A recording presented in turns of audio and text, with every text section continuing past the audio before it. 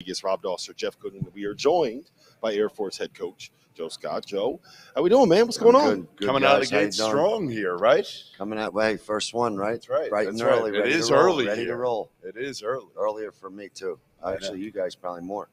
The time difference, a little that's bit. what I mean. Yeah, exactly. we're good. We're exactly. good. How you doing? I'm doing good. Yeah? Doing good. Getting ready to Get after it another year. You got it. Exactly. Hard to believe. Hard to believe another season's already upon us. I still say what you accomplished in your first go around there, winning the league at Air Force, goes down as one of the top 10 most impressive things in college basketball. Because listen, people that aren't really aware don't understand how difficult the job is. So talk to me a little bit about the difference from the first stint and now. Easier, tougher? What are the major differences? Yeah, I mean, I've said I'll find out the more we keep going through this, because as you guys know, the landscape and the environment's completely changed.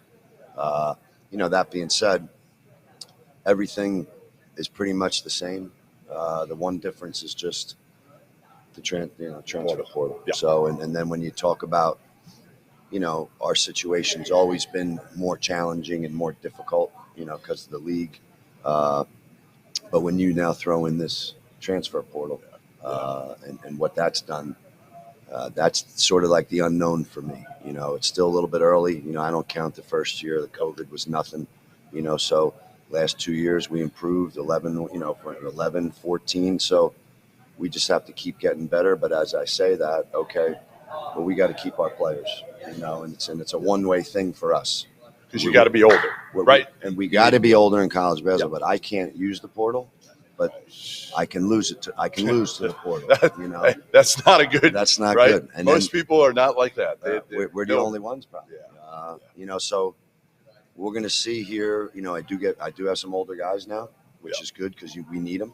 You lost one to the portal, right? That's what I mean. So as we keep going, is that going to be a yearly thing? Well, then to answer your question, it's going to be harder. It's going to be harder. There's no How question about it. How do you navigate that? The one thing you told us in the Almanac was our transfer portal is within our own program. Is that just you're building out a roster where you're trying to develop kids, you're trying to find more freshmen and get more players into the program? How do you battle that? Well, that's what we do. I mean, we recruit more kids. We still recruit high school kids. Nobody else in the country does. That's right. And we recruit more because of our situation. And really what that is, we have more guys and we got to develop them. And we might talk about some of these guys. I'm going to start a kid who he's a junior and he's a big part of this process of making us get better. And he's got to be the kind of kid who we recruited him. We've coached him for 2 years. He went to our prep school. He's older. We've coached him. We've coached him hard. He never played. Okay? Doesn't matter. I'm giving him the ball. He's going to be our point guard. And you're going to step up, kid, or not? You know what I mean? Like we Here's put the time opportunity. in. We put the time in. My point to him is, you've put the time in. What have you done this for? Haven't you done it so when this time came that you step up? That's what I mean by that's our transfer portal, because I'm hopeful that these other guys you're going to talk to today, they're going to be getting ready to play us and like, who's this guy? Who are these Where'd guys? this guy come from? Right. Wait, he came from within your own program? Whereas I look at their roster and I go, who's that cat? Where'd he come from? Oh, he came from Oklahoma. He came from, somewhere, Right. So at least your guys know your system, Exactly. know what to expect from you, Yes. and you're playing them when they get older. You're That's not playing a lot of freshmen. That's the trick. Like, we got to get to that, because in these first few years back, you're in this situation. You do play freshmen. Right. You have to play them to build the program. And now we've done that, and now we'll really get to where we see, okay, I got these juniors. Are they going to do well? Some of them have done well, but when they stick around, that helps the sophomores. They go, wow, this is what you do. And if you look at, that's what we did the first time. We didn't lose anybody. So again, to that point, we didn't lose one guy the first time. We had that consistency. We got older together, and then we figured out as we got better how to get over the hump. And So that, to me, that's the most interesting thing about where you guys are heading into next season. Half of your losses last year in league play were by 7 points or less or in overtime. Your last 4 results were, you were on the verge of having a 500 season, basically. How do you teach them how to win? How do you teach these guys how to close out games? Is that just experience? Is that Is that on coaching? Like, what is that, and how do you get over the hump there? You know, I think it's a great question, Rob, because I think what people don't realize is in the history of Air Force basketball, Air Force had 6 winning seasons in 44 years. And a lot of them were the first time we were there. So we do have the experience of having done what you just said. And the way you do it is you got to just have that resiliency that you talked about. You know, those are excruciating. You know, they're not fun games. They're not fun times. And you got to have the kinds of guys who just are in it for the battle. They're in it for the long haul. Because when you are and you stick with it, you're in every game. First, you got to be in every game. You're in this league, and you know you think you're going to win in this league. We're going to have a winning season. Well, then we got to be good non-conference. That's the first step. Because if you know, don't talk about winning league games in the Mountain West if you're not winning your non-league games. Then when you get into the league, you got to be in every one of the games, like you just said, because then they're getting that experience. They're in the game, right? And what I say to them all the time is, and this is an old Coach Carrill thing, but I mean, when the score's tied, which every game is, to your point, with 2 minutes to go, when you're down one with a minute and a half to go, you know, one thing's been settled. You're good enough. What does that mean? Well, you dribble well enough, you pass well enough, you shoot well enough. How do you know? The score's tied. What don't you know? How tough are you? How resilient are you? You know, I mean, how are you the kind of guy that is going to fight to the end? You know, and once you do that, you get more confidence. You know, you get more of those experiences together with your teammates. And then, like I said earlier, we got over the hump the first time because we had a couple seniors on that team the first time who made that big shot that had rimmed around and gone out 7 times in a row. It finally went in. Once it finally went in, you know, the bell, you know, it clicked for him. And that's sort of going to be this process. And we'll see if we can get to that point. All right, so I need all the other Mountain West coaches turn it off, change the channel. Who is going to be the guy this year? Who's going to break out from Air Force? Who we look up in the middle of Mountain West play and we say, okay, I wasn't expecting that from him. Well, I mean, if you're not expecting, I mean, we have the sophomore, the kid Petritis. He was like could have been rookie of the year last year. He had an unbelievable year. He's had surgery. You know, the kid's just a competitor. You know, I mean, he's just a competitor. He's just a player. You know, he just makes the right plays. Is he going to be okay for the start? I think I'm hopeful that he's going to be ready for the first game. I'm hopeful he starts to play live here in the next week. Okay. So he's one. The kid Ethan Taylor, he's played so much for us. But to your question, his role's going to change. You know, because like I've told the team is, all right, we lost something. And what are you going to do about it? Well, what I'm going to do is we got a plan. We got a plan, not how to replace what we lost, how to make us better, how to make us improve. And Ethan's role is going to change, and he's done a really good job with that. Those two guys have to sort of be that consistent, those consistent guys. And then, like I talked about, this kid Chase Beasley, this junior, I'm throwing him in there.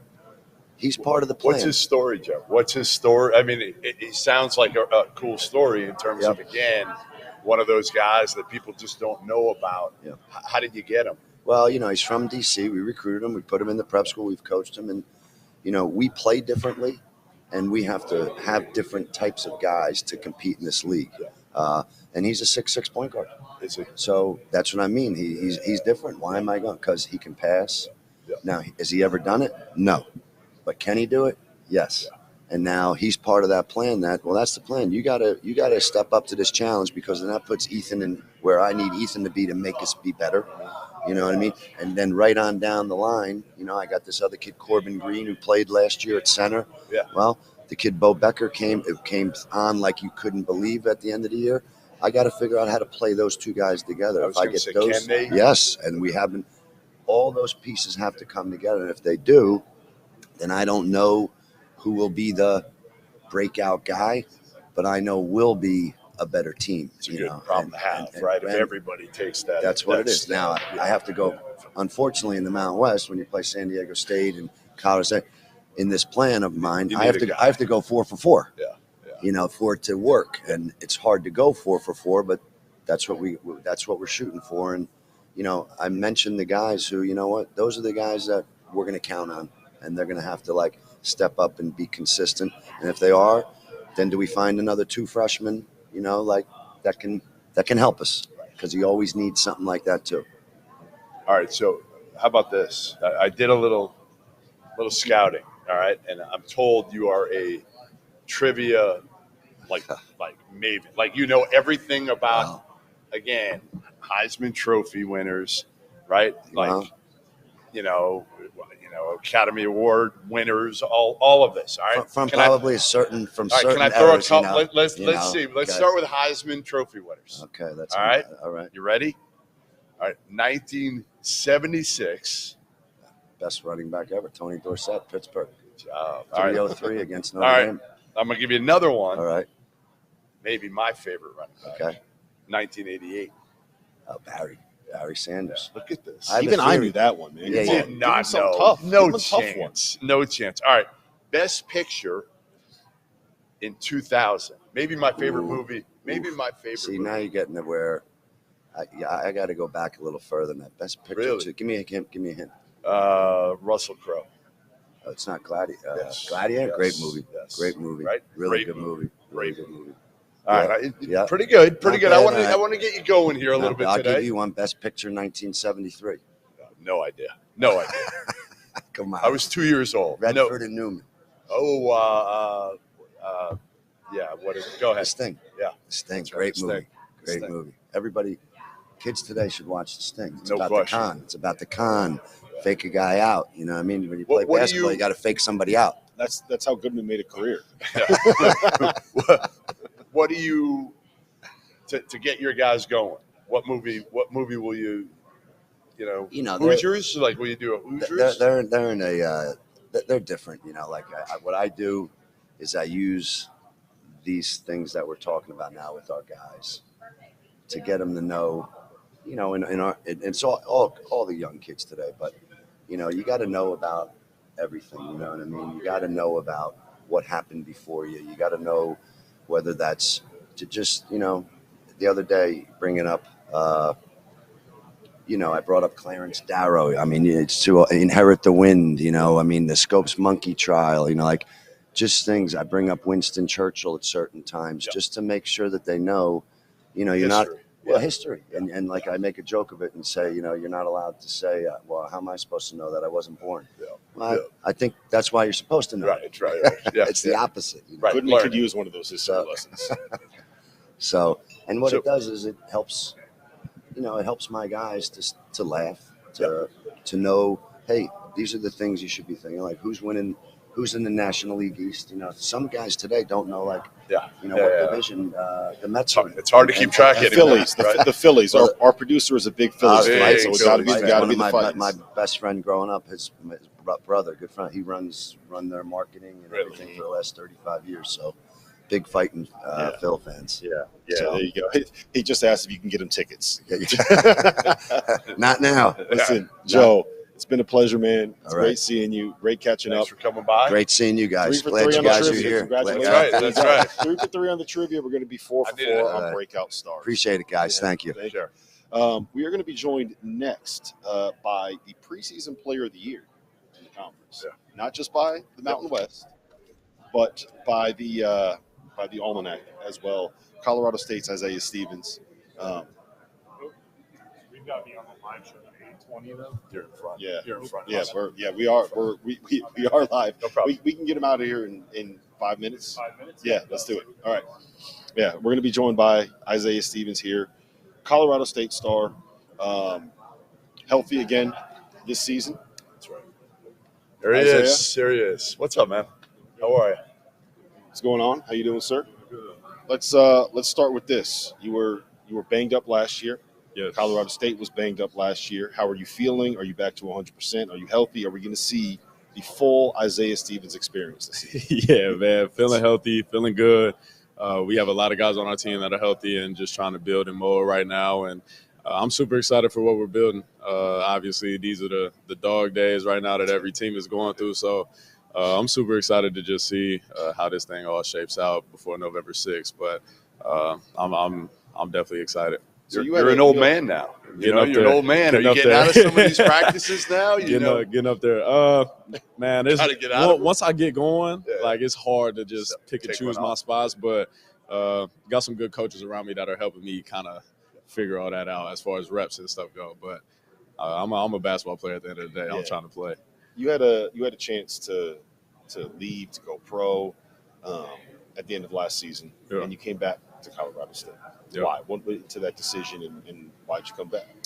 Yeah, man. So Don't say Niko's coaching. He's got to get to Fort Collins. Then he got to see Fort why. Collins. He got to see Fort That's right. Collins, man. That's It's a real special place. It's become a family for me up there, and definitely gave my crack at the NBA level, and got some good feedback. Got some things that I felt like I can work on as well, and ultimately, I just felt like it was the best move for me. And that's all I'm concerned about right now is Isaiah Stevens' career and how I can put myself in the best position possible for the future. And if that means an extra year of college, then so be it. I'll just stay on my journey. So, How did you tell Coach that you were coming back? so it was actually funny, man. I gave him a call and I asked him if he would have me back, I'll be happy to come back. But and then he was like, I don't know, give me till the weekend, I'll think about it or something like that. I was like, all right, my man, you playing with fire right now. But, Exactly. I'm gonna be in the portal tomorrow. Then. But yeah, man, and but nah, they were super encouraging about the whole process, and I'm just happy that I had coaches that were supporting me the whole way through. What did the NBA teams tell you? What was the feedback that you got? Yeah, man. So a lot of it was they love my pace, love how I get my teammates involved, love my feel for the game. But I can also just work on just my overall strength, physicality, continuing to be a pest on the defensive end of the floor, just try to have an impact on both ends instead of just one. And so everybody in the country knows what I can do on the offensive end with the ball in my hands. But how can we just mesh both ends of the world? And we got some coaches in the building now up in Fort Collins that are holding me accountable each and every day to continue to strive in that area with Tim Shelton and CJ Rivers. So I'm super excited for being able to just be in better shape and execute on both ends of the floor. This year's team's obviously going to be different, right? Yeah. A lot of new faces, some guys that obviously played a role last year that are going to have to step up this year. Who's been the guy that so far in the preseason has kind of impressed you with making a jump? Yeah, man. So we definitely got some transfers in the building and some young freshmen that are also looking pretty good as well. Hopefully they'll get an opportunity to shine. And but the two that stick out the most is Dominique Clifford from a transfer we got from Colorado. Just super athletic, great length on the perimeter, skilled, high energy, man. Are you allowed to transfer from Colorado to Colorado State? Hey, man, I wasn't too sure about that one, but he can play on our team any day of the week. I'll take him every day. And the next one will be Joel Scott. He's the D2 Player of the Year. Just great hands, man, can guard 1 through 5, great feet for his size, can shoot the 3-ball, man, can put it on the deck and finish with both hands. So I'm super excited for those two guys. And they just give us a different look, I think, about our team. Yep. Well, listen, Isaiah, it's been great to catch up with you. Congratulations on Stay coming healthy. back to school. Yes, sir. Stay healthy. Need that That's one. the key, Need that my one. man. That's the key. That's the key. Best Great of luck seeing this you. I year. appreciate you guys. Take care. Yeah. Hopefully we'll get out there to Fort Collins. I again. have to, and bring them with you. I know. Great place. Great place. They love hoops. And listen, one of the best players that I think people know about nationally, but I don't know if they know about it. Yes. You know what I mean? Like they know him, but at what level? Mm-hmm. Yeah. So the first team preseason All Mountain West team, Isaiah Stevens obviously was the preseason player of the year.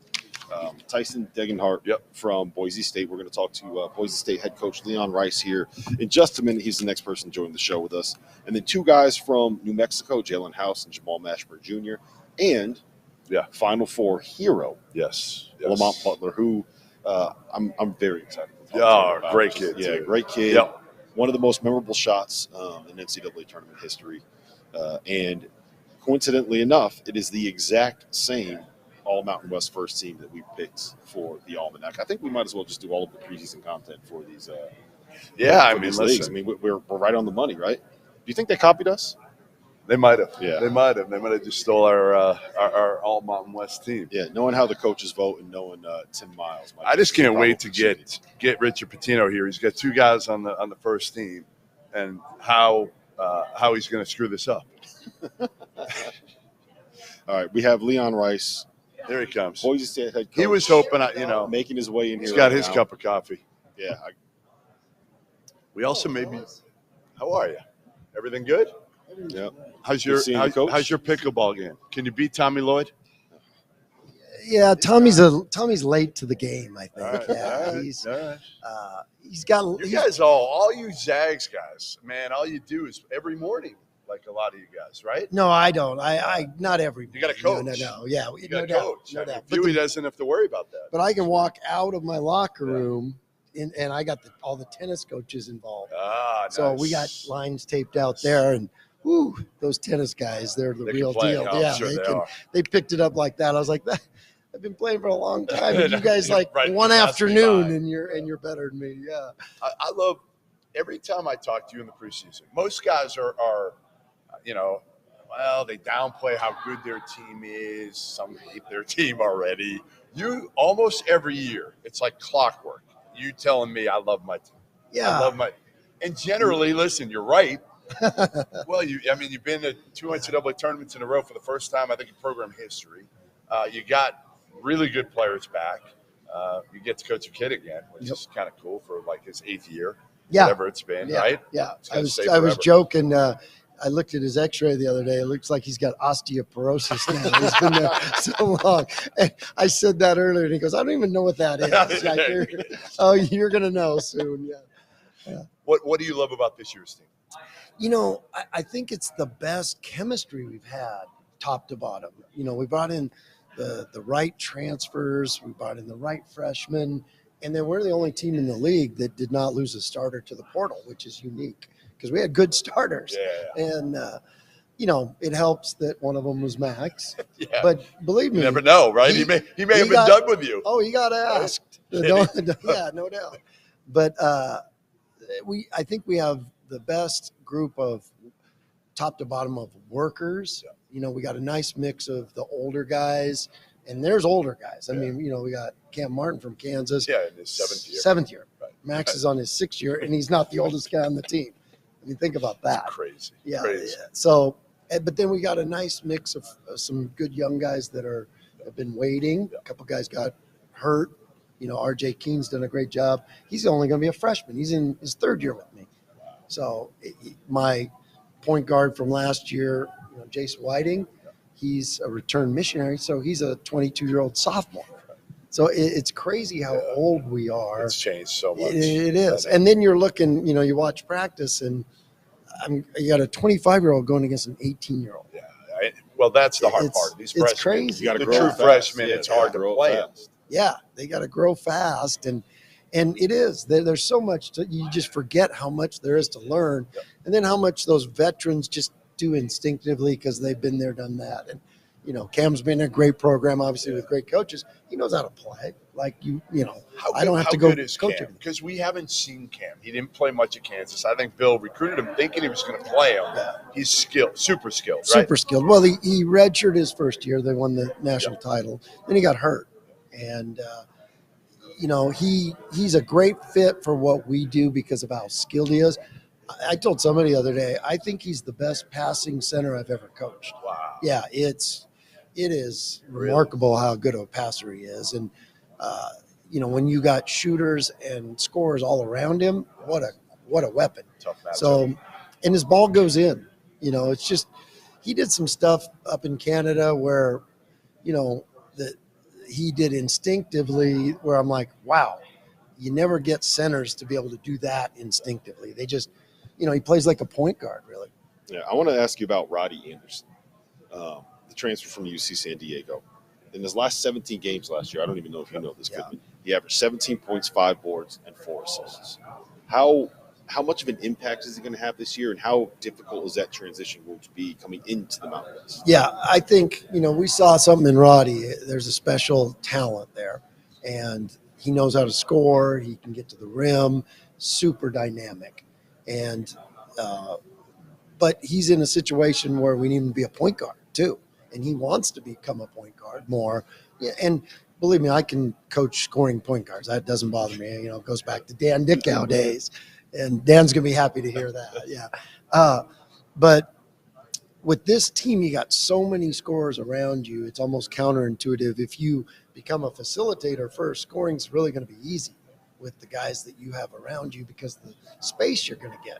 I mean, you got Max, Buzo, Tyson, 3 of the best shooters in the conference on the wings and perimeter, and then you got Cam and Omar and a lot of guys that can score at the 5. So the space is there. Now what you do with it is what we're really working on with him and Jace. And if they become, high assist guys, we're going to be a really good team. Who's a better podcaster, Jeff Goodman or Tyson? He just started one, I heard. Yeah. He just started one. Tyson's learning. He's he? getting there, yeah. All right. We're We're gonna ask him later. We'll see how good he is. You have more experience. I do. I'll give you that. I'm a little Yeah.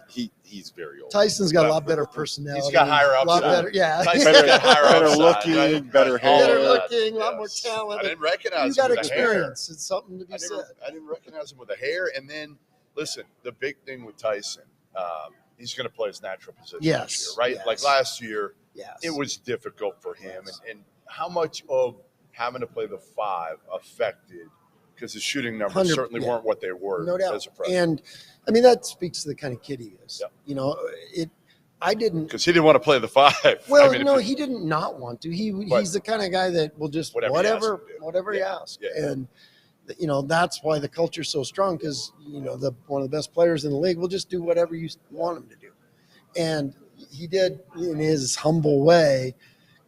Coach, you gonna be able to get some centers for us? And I said, that is I my got you. promise, Yeah. and we did. Yeah. And that's a hard thing to go out and get guys that can function at this level. And when I'm talking, in your system, like you're Yeah. saying to Cam Martin. and Omar Stanley, Yep, you're yep. not Who's speaking on totally him. different. Yeah, Yeah. wait till you Yep. get a load of him. He's going to be a great one too. And so that just takes so much off of Tyson. And it he's a weapon in the post. Doesn't mean we won't post him, but his shooting, it's gone crazy. The way he's shooting the ball, and I mean, it's kind of jaw dropping how he I think makes he's an threes. elite, And, yeah. And so we kind of have played positionless. I think the story of Yep. back in the day out of necessity. And so it's kind of what we do anyways. But if you had to put a number on him, he's a 3, 4, 5. We'll play him at 3 something. Yep. When you're coaching your son, I remember talking with Greg McDermott about this way Yeah. back when he was coaching Yeah. Doug. And he said it's very easy to coach your son on a college basketball team if he's the best player or if he's the worst player. Yeah. Anything in the middle, and you get a little bit, it gets Right. kind of complicated. What has that experience been like for you? Have you felt any of that at all? And how rewarding is it? 6 years coaching your kid? I probably did a terrible job of it for the first 3 years. I really did, because I would cheat him, because I'd like, oh, he'll understand if I take him out and give somebody else those, and it just really wasn't fair to him, because his best quality is he's a winner. He finds, everyone talks about shooting and this and that, but his teams win. That's a great quality. And the interesting thing, Rob, is that I talked to McDermott before I did it. I talked to anyone that had coached their kids. I talked to Adam Morrison's dad. I talked to Dickow's dad. I talked and on, anyone I could think of. And the guy that really, really helped us, Steve Alford, he's really mentored me in a lot of ways about coaching my son. And it was, I think it was when the Final Four was in Phoenix and his son was playing in that All-Star game. Yeah. Max and I went and watched their practice. And after practice, Steve had those two sit down together. And Max just asked him, should I do it? And he was like, you got to do it. It's the greatest. You go through a lot, no doubt, and the Alfords did it. But the Alfords have been great, not just Steve, the whole family. And he would always, half jokingly, like, stop cheating Max. And then when Max kind of blew up and had all these big games, like see, you stopped cheating him. But how was your wife when you were, cheating Max? we had parameters of what we could talk about. Not at dinner. Exactly. Right. But the interesting turning point was, we were going through some struggles, and I asked one of my assistants, I said, what's our record when we play Max more than 20 minutes? And our record was like 20-2. Really? And I'm like, I'm the worst coach in the country. I am. Why didn't you give me that stat earlier? Well, Right. but it kind of had to happen this way, because one of the things coaches' kids fight is they don't want to be daddy's boy. They want to They want it to be the other way where they completely had to earn it. And Max earned the respect of all his teammates, of all the, I'd walk around town and people were like, Coach, you need to play 12 more. You need to, well, that's a lot better than walking around and it's like, why are you playing that guy, And so he completely earned it. The players said that to him. They're like, the thing that we respect most, Marcus Shaver said that to him last year, is the thing we respect most is the way you had to do it harder than everybody else. And so that's what you want. Call you coach? He calls you coach on the floor? No? Yeah, it Dad, depends. Well, that's what happened at the first year. I think he did call me dad once, and it kind of just felt weird. And so we kind of looked at each other, and so that's why I started calling him 12. And so I always called him 12, and then he would call me coach. But it's funny, you walk in the locker room one time, and this was about 3 or 4 years ago. He's been there a long time. And I said, "Are you coming over for dinner tonight?" And the players went, "Oh yeah," they forget. But that's what's also made our But it's also made our, every team wants to be a family and talk about being family. It has changed everything. Like I'll go home, there'll be 4 or 5 players at my house, and they've eaten all my dinner. And Robin's like, she's amazing. She'll feed the multitudes. Like, how did you turn that loaf of bread into to feed them all? It's amazing. But so looking at the preseason poll, you guys are picked second in the league, and I don't know how much you pay attention to stuff like that, but it feels like this conference overall is better than it was a year ago. You guys still got 4 bids to the NCAA tournament a year ago. Happy to put a team in the national title game. So when you see where you're ranked and you know how good this league is there how much do you pay attention to that? So like a rewarding aspect? I was looking at that on the way down here, and I thought, how could you, I'm looking at all these teams and going, how in the world can you preseason polls? In the old days, they used to do them, but it's impossible now. Because in the old days, you could you just look at returning numbers, and that was usually the best indicator. Now it's like with the transfers, and go ahead, name 5 guys on the Utah State roster. I mean, they don't have any points back. They have a great coach, and they recruited great. But you're like, how do you project that team where they could be first, they could be 11. You don't know. We don't know what Cam Martin's going to do for you. You don't know what Cam Martin's going to do for you. No doubt. Right? Until the lights go on. Absolutely. And how the team's going to come together and how the new guys are going to fit. Yeah. There's so many factors that, preseason polls take on, you have the staples that the knowns, we have 3 return starters. And you're going to pick San Diego State. Right. Listen, they're no just, they're there. You make the national title game, you get to be picked to win the right. Exactly. I would agree to that. That's how it goes. Doubt. How cool was that? Because you've known Dutch a long time. How cool was that for you to see, not only your league, but Brian Dutcher, who kind of has done it the right way for so long and waited his turn? Well, when I came into the league, they were the standard. And, we wanted to get to that level. And we had, even when we were building, in the early days, we had these just colossal battles with them. It was crazy. And these games would just come down to the last shot over and over again. And that was Coach Fisher. And so, I developed such a respect for that program, and Dutch and I became good friends. Coach Fisher and I, like I said, he's a guy that's mentored me in a lot of ways. He doesn't maybe even know that, but, you watch the way he did things. And so we always had a ton of respect for that program. And like I said, the battles were always just terrific. And to get to see them do what they did, number one, for their program, but number 2, for our conference, because we knew, we know how good they are year in, year out, and how good that program is. Because here's the thing people forget. The year it was canceled, they were a number 1 seed. Right. And that might have been, you can't say, but that might have been their best team they've ever had. And this team went to the national championship game. Who knows with that, That's kind of been the knock on the Mountain West, right? It's like you have all these good teams. It looks great in the computer rankings, but where's that NCAA tournament run? Well, got it. There it is. Right. There. Right. No, and I think also that you kind of eat each other.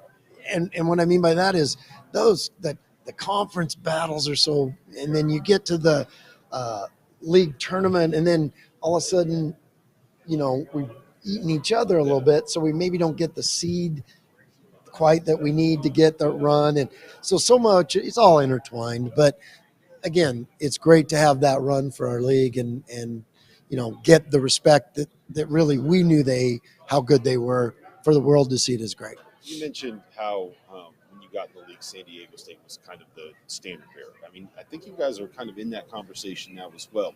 It's your 14th season at Boise State. I didn't realize that until I literally looked at it on this list just this moment right now. When you got the job, did you think that, okay, I'm going to be here for a decade and a half? No, I did not. I took the job. We were in the WAC. I had 1 year in the WAC, and Greg Graham had left me some great seniors, and they came together and we won 23 games. I think that first year, played in the championship of the WAC. The next year we went to the Mountain. Well, guess what? Those 7 seniors were gone. I had 7 freshmen. Major rebuild then. And I had all freshmen. It was before the portal, and so I go into the Mountain at there were everywhere you looked was a Hall of Fame coach. I mean, name them. Alford was at New Mexico. You had Fisher. You had, Larry, Stacy. I think it's everywhere you went. Yeah. And we had 7 freshmen. And I remember calling my buddies, Coach Few, and I'm like, no, keep my seat warm because I'll be back there soon.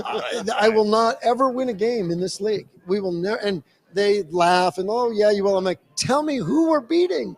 There's no one we can beat. And you'd look down at UNLV's, and I'm like, I got to get a new strength coach or something. What's going on? There were great teams, great coaches, great venues. And we had, like I said, 7 freshmen. Well, that group, they started getting better and better. It was Drimmick and Marks. Marks ended up being MVP of the league. And so we hung with those freshmen. The next year, they got an at-large bid and then took our program. But if that group wouldn't have been able to do it, you could fall off the edge. And, this day and age, they don't give coaches very long to do it. I think we were looking at the other day, I've been through like 38 coaches since I've been at Boise in the league. Now, I thought for sure it was me. I'd be the first one gone. So I'm just grateful to have, and I approach it that way. Every that's how you have to approach this thing. And you have to have that edge because otherwise it turns in a second. We got about a minute left here, but I need to ask you this. You were on the Gonzaga staff when Adam Morrison was there, when it was JJ against Adam. The greatest. And that whole 2006 Player of the Year season. Yeah. Give me your favorite story from that. Oh, my. I have so many great Adam Morrison stories. A lot of you probably can't tell. Yeah, most of them I can't, but one of my favorite guys to coach. And I would always be in his ear, and we'd sub him at the 16-minute mark I was thinking I have like 50 stories, but we'd sub him at right before the first media to check his blood and do all that. Yeah. Well, Adam would get bored because sometimes in the WCC we were killing everybody and rolling through it. And so Adam always needed extra motivation. So I just remember one time Adam's walking off the court and the media's timeout, and I give him did you see that? And he's like, what? It's like, that guy's talking crap about you. He doesn't think you're very good. Well, I'll kill him. And that was Adam. You had to find a button to push. But the amazing one was maybe at Loyola, where you had 8 points. They had the scoreboard up there, with the individual scoring. I looked up, and I'm like, he's not going to get to 28 tonight. And he had 6 or 8 at halftime. And we came out in the second half. Adam goes for 35, and I'm like, well, 43 tonight. I guess he's not going to get 20. He's going to get 43. He was remarkable. Such a competitor. My favorite quote is Steve Prefontaine used to say, I don't run races to see who the fastest is. I run to see who's the toughest is. That's how Adam played hoops. He just wanted to he played basketball to show that he was going to kick your butt and nobody could stop him. It was fun. Well, listen, we appreciate it. Great seeing you out here. See you guys. We're gonna get some stories from you later from your son.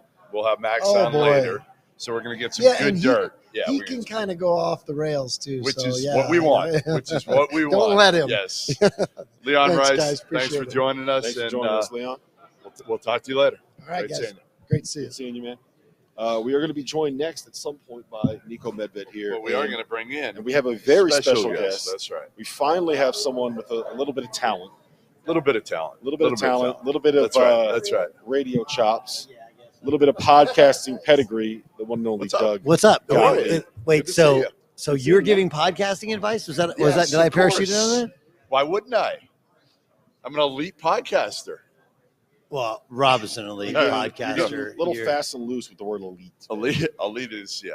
How you doing? I'm good. You know, it's interesting. Obviously, with the WCC and the Mountain West being here, you know, it's like I always struggle with at the end of the year when the NCAA tournament comes around, we make a determination about conferences based upon the results of like their teams in the tournament. And the Mountain West is like the perfect example of why it's not really a great argument, right? Because the rest of the conference went away early. Yeah. San Diego State, but you have that one goes to the national championship. You're like, well, great league. Had a great. The league had a great year. Great postseason. Right. So this league is awesome when New Mexico's good, Wyoming's good, You need UNLV. Vegas needs to be good, and San Diego State's good. Yep. When the rest of them are good, that's cool as well. But that's when And New Mexico's getting there. I mean, that's the one that I think has stepped it up lately. well they have Richard's a done a great geriatric backcourt, right? I mean, those guys have been there that's what literally wins. forever. You Yeah. coming? Yeah, we're going to be joined now by Colorado State head coach You Niko are Medved. Definitely in the hot now. Sitting In the next hot to Gottlieb. What's going on? That's trouble. Niko, I do want to start you off with this. So we had Isaiah Stevens on here before, and he said that when he called you to let you know that he was coming back to school, preseason player of the year, fifth-year senior, one of the best point guards in the country, honorable mention All-America, maybe the best player in the conference. You said, well, you know, we'll see if we have some room for you. I did. I kind of, 2 years before that, you get the same call from David Roddy when I'm on vacation. It was the best call, but a hard call. Coach, I'm gonna decide to go to the draft, and you knew it was coming to the deadline. I knew he was leaning towards coming back, but he called, and I just had to mess him. Like, oh, just give me a couple of days and whatever. But man, what a cool kid for doing that. So special. What was last year like? Because the year before was such a dream year, and for you, I mean, it's not like you're a worse coach than you were the year before. Maybe. Yeah. You are. That's the way this. No, but works, I mean, I just love the idea. Like, you didn't forget how to coach. Your culture didn't get bad. You lost your best player. You lost some other pieces. But what's that like for you, kind of emotionally, when you're putting things together? Where the year before everything worked, and last year everything was a struggle. That was really hard. Yeah, I can't lie. It was interesting. My time as a head coach. Last year was the first year I didn't improve the win total from the year before. And some of that was moving to other places and the way that it's gone. But that was really hard for me. I actually thought I got better as a coach as the year went on. And I think in the long run, it ends up helping you. Last year, man, you just kind of flip a switch with all the injuries, all the stuff. And I just wanted to have our team get better. And could we play our best at the end of the year? And you know what? I thought we did that. I thought we played well down the stretch. Obviously, I thought we had a chance to beat San Diego State in the tournament. And so I thought our guys through all that responded well. But it's hard. Losing sucks. You know what I mean? It does. Yeah, losing's hard. And that's not – but we all go through it. That's part of coaching. It's what we sign up for. And I think hopefully I got better as a coach from it. When I was there, we were there 2 years ago. We had a discussion about NIL then. Yeah. And it was early on. That was really early on. How much does that take of your time now? How much do you have to deal with that? Now it's obviously you want to coach. You got to recruit. You got the portal. But how much of your time is on NIL, and how much have you been able to get traction with that over the last year or so? We've got some traction. It's a lot of time. I mean, every coach you talk to around the country, like my counterpart, Tad, down at Colorado, it's coach, recruit, and fundraise, and you only have so much time. But I think we've all had to look in the mirror and say, what do I spend my time on? And fundraising for NIL is a huge deal. And it's hard everywhere. I mean, you've still got athletic departments who are trying to figure out how to raise money for their scholarship clubs. A lot of schools still rely on donations just to fund budgets in their program. Sure. That's the way these things have been set up. Now you have NIL on top of that. It's a challenge for everybody. But, I look at it, I want to help the athletic department do that, but I look at it through my lens. And I know how important this stuff is. And, like a young man like Isaiah Stevens and these guys. And so, and I think our league is really really gotten around it, So I look at our league as one of the top 6 leagues in the country right now, 6, 7 leagues in the country. And so that's a big part of it. Joel Scott, Division II Player of the Year. You got him coming into the program this season. We had when Isaiah was here, he was raving about what he can be this year and how good he's been so far in practice.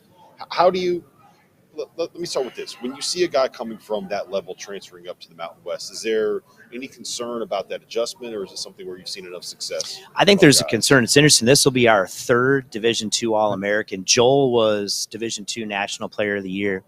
It's funny. I think one of the things coaches make mistakes with is they don't focus on production enough. They focus on potential and athleticism. Those things are important, but man, these are guys that produced at a high level. They won at a high level. They played for great coaches. And I've seen a lot of that been able to translate. There's going to be an adjustment for a guy like that coming in, the length, the athleticism. But Joel's a great athlete. He's strong. He's a 4-man, which is something we really – I don't even want to say David Roddy, but he's got a lot of that athleticism, 2-way player, can rebound the ball, can score at all 3 levels. He's been tremendous so far, but there will be an adjustment. There always is for these guys.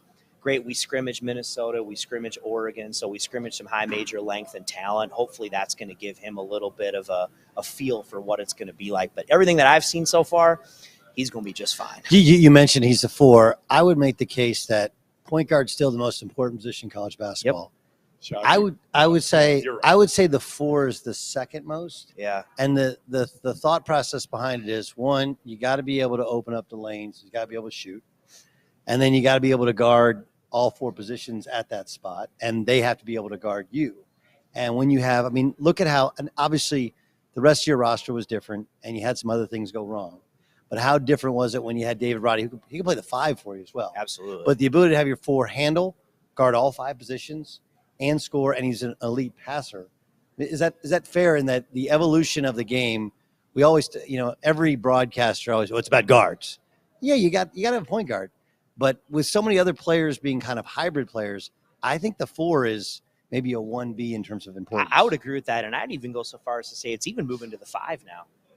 As basketball continues to evolve, even the big spot for us, our P spot, you watch us play, like both of those bigs, they're like guards now. They're decision makers, they're players, they're put in situations on the court where they have to guard multiple actions, they have to shoot it, they've got to pass.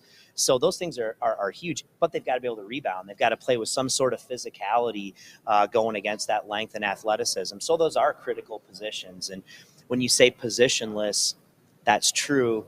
But you have to be able to do it with some size and athleticism. Yeah. And I would agree with you. Point guard's the most important position.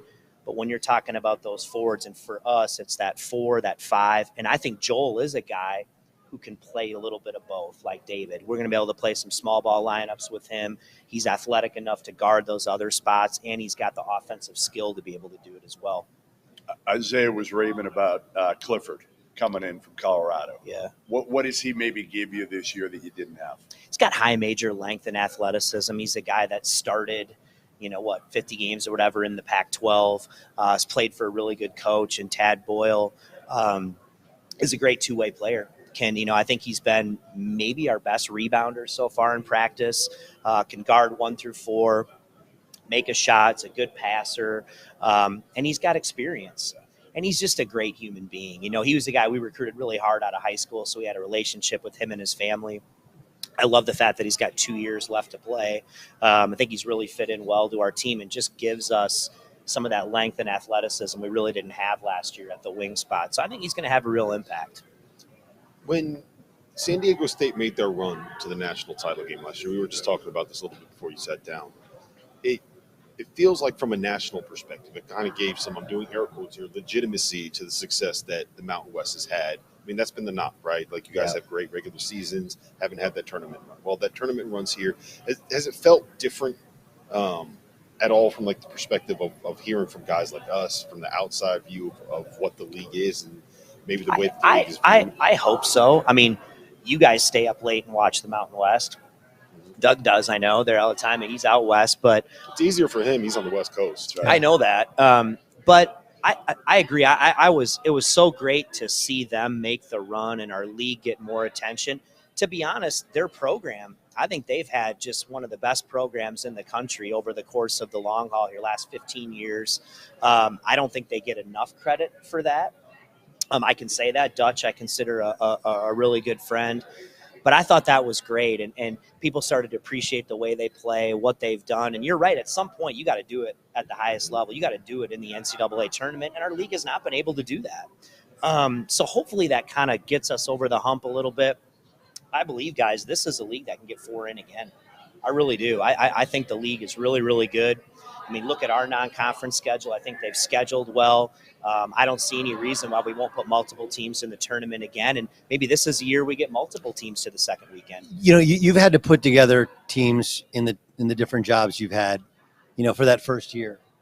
And maybe that prepares you. But it feels like even you're talking about your schedule, you don't really know what anybody has. Matter of fact, most people don't even know what they have. That's right. I don't know what. Yeah, that's a great point. It's like I agree, think Doug. we're pretty good, but I don't know. And then in comparison to what everybody else, I never think we're any good this time of the year.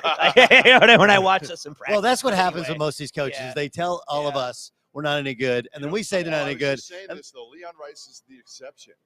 Every year, Leon's like, "I love my team. We're going to be really good." It's the only guy, like in America, who's like that. Well, he also bought real estate in Boise. He knows it's worth 3 times as much as when he moved in. He's living on house money. He's good if you know anything about that market. But no, I mean, it just what is it like to prepare for a season when, on one hand, you don't totally know what you have, and you also really don't know what anybody else has yet, and what you may see early on tape may evolve into something different because everybody is putting together a new team on a yearly basis. One of the things I love about coaching, this is a hard time of year for players, the grind of continuing to practice and get ready for the season. But I love this time of year as a coach. That's what I love the most is practice, the grind. Every season's a riddle, you know, and your team's a riddle. It's something different, and trying to figure that out. How do you make yourself the best version of yourself? I think you got to have fun doing that. And you're right. You don't really know right now. You're going to go through ups and downs, and inevitably your team, when you get into February, usually looks different than what you anticipated here in October. And I think you got to have fun with that. But hopefully for us, we're going to get tested here in a couple of our inter-squad scrimmages. That's coming up. Eventually, you got to play other people. You don't really learn about yourself until you start playing games. And it's funny, we had the Philadelphia 76ers in for training camp. Did you hang with Harden? What's that? You and Harden? Yeah, I lifted with them a little bit. Yeah, man. You know, I tell you what, it was fun talking to Nick Nurse. You know, they're going on where they have 4 practices. And I'm like, Nick, can you imagine still having another month of this before you play? Those guys would revolt, man. You know what I mean? So, and we still got another month of practice before we play real games. So hopefully I just don't screw it up. So after your 2 years ago, you had a lot of schools wanted to talk to you. You didn't even talk to them. Like, one of the craziest things I've ever seen. I mean, a lot of money on the table here. Schools that probably would have paid you $2.5–3 million, and you're like, thanks, but no thanks. Why? Why do you love it at Colorado State so much that you would do that? I mean, Gottlieb thought you were crazy. You know, he would go with the money in a heartbeat. I mean, everyone's journey's different in this deal, and I mean, my journey's different, and I really love where we live. My family loves it. For me, it's a lot about just trusting everything from the top down. And can you coach the way you want to coach? Can you recruit the way you want to recruit? Are you happy every day? Get a chance to be around the young men in our program. I love it. A lot's changed in college basketball here. You know, we know this. It's going to continue to change. But right then, it felt right for me. Like, I just wanted to be a part of that, and so appreciative of having the opportunity. The young man you just talked to, Isaiah Stevens, the same kind of thing, and David Roddy would have been the same way. And so for me, that's what felt right, and I love where I am. I love what I do. I love the league we get to coach in. Yeah. It's a freaking great league, man. It's a fun league, and we can schedule at a high level. And so right now, I'm where I want to be. The most amazing part about that is he decided to stay in the league at the same time that Tim Miles was coming back to the conference. Exactly. That is true. You got what's your best Miles? You got a great Miles story? Untold, never told before Tim Miles Oh my story? God, most of them I could never tell on the air here or whatever. We've had some pretty fun times on the golf course, and had some pretty good times in this city too, guys. Really? Yeah, I mean, we used to fly commercial everywhere. Now we're fortunate enough we're able to charter a lot of these games, but for whatever reason, Miles would always want to take the first flight out the next morning. So, you come in here and you play Vegas. No, it's brutal. Like, come in, you play Vegas, you play at 7 o'clock at night.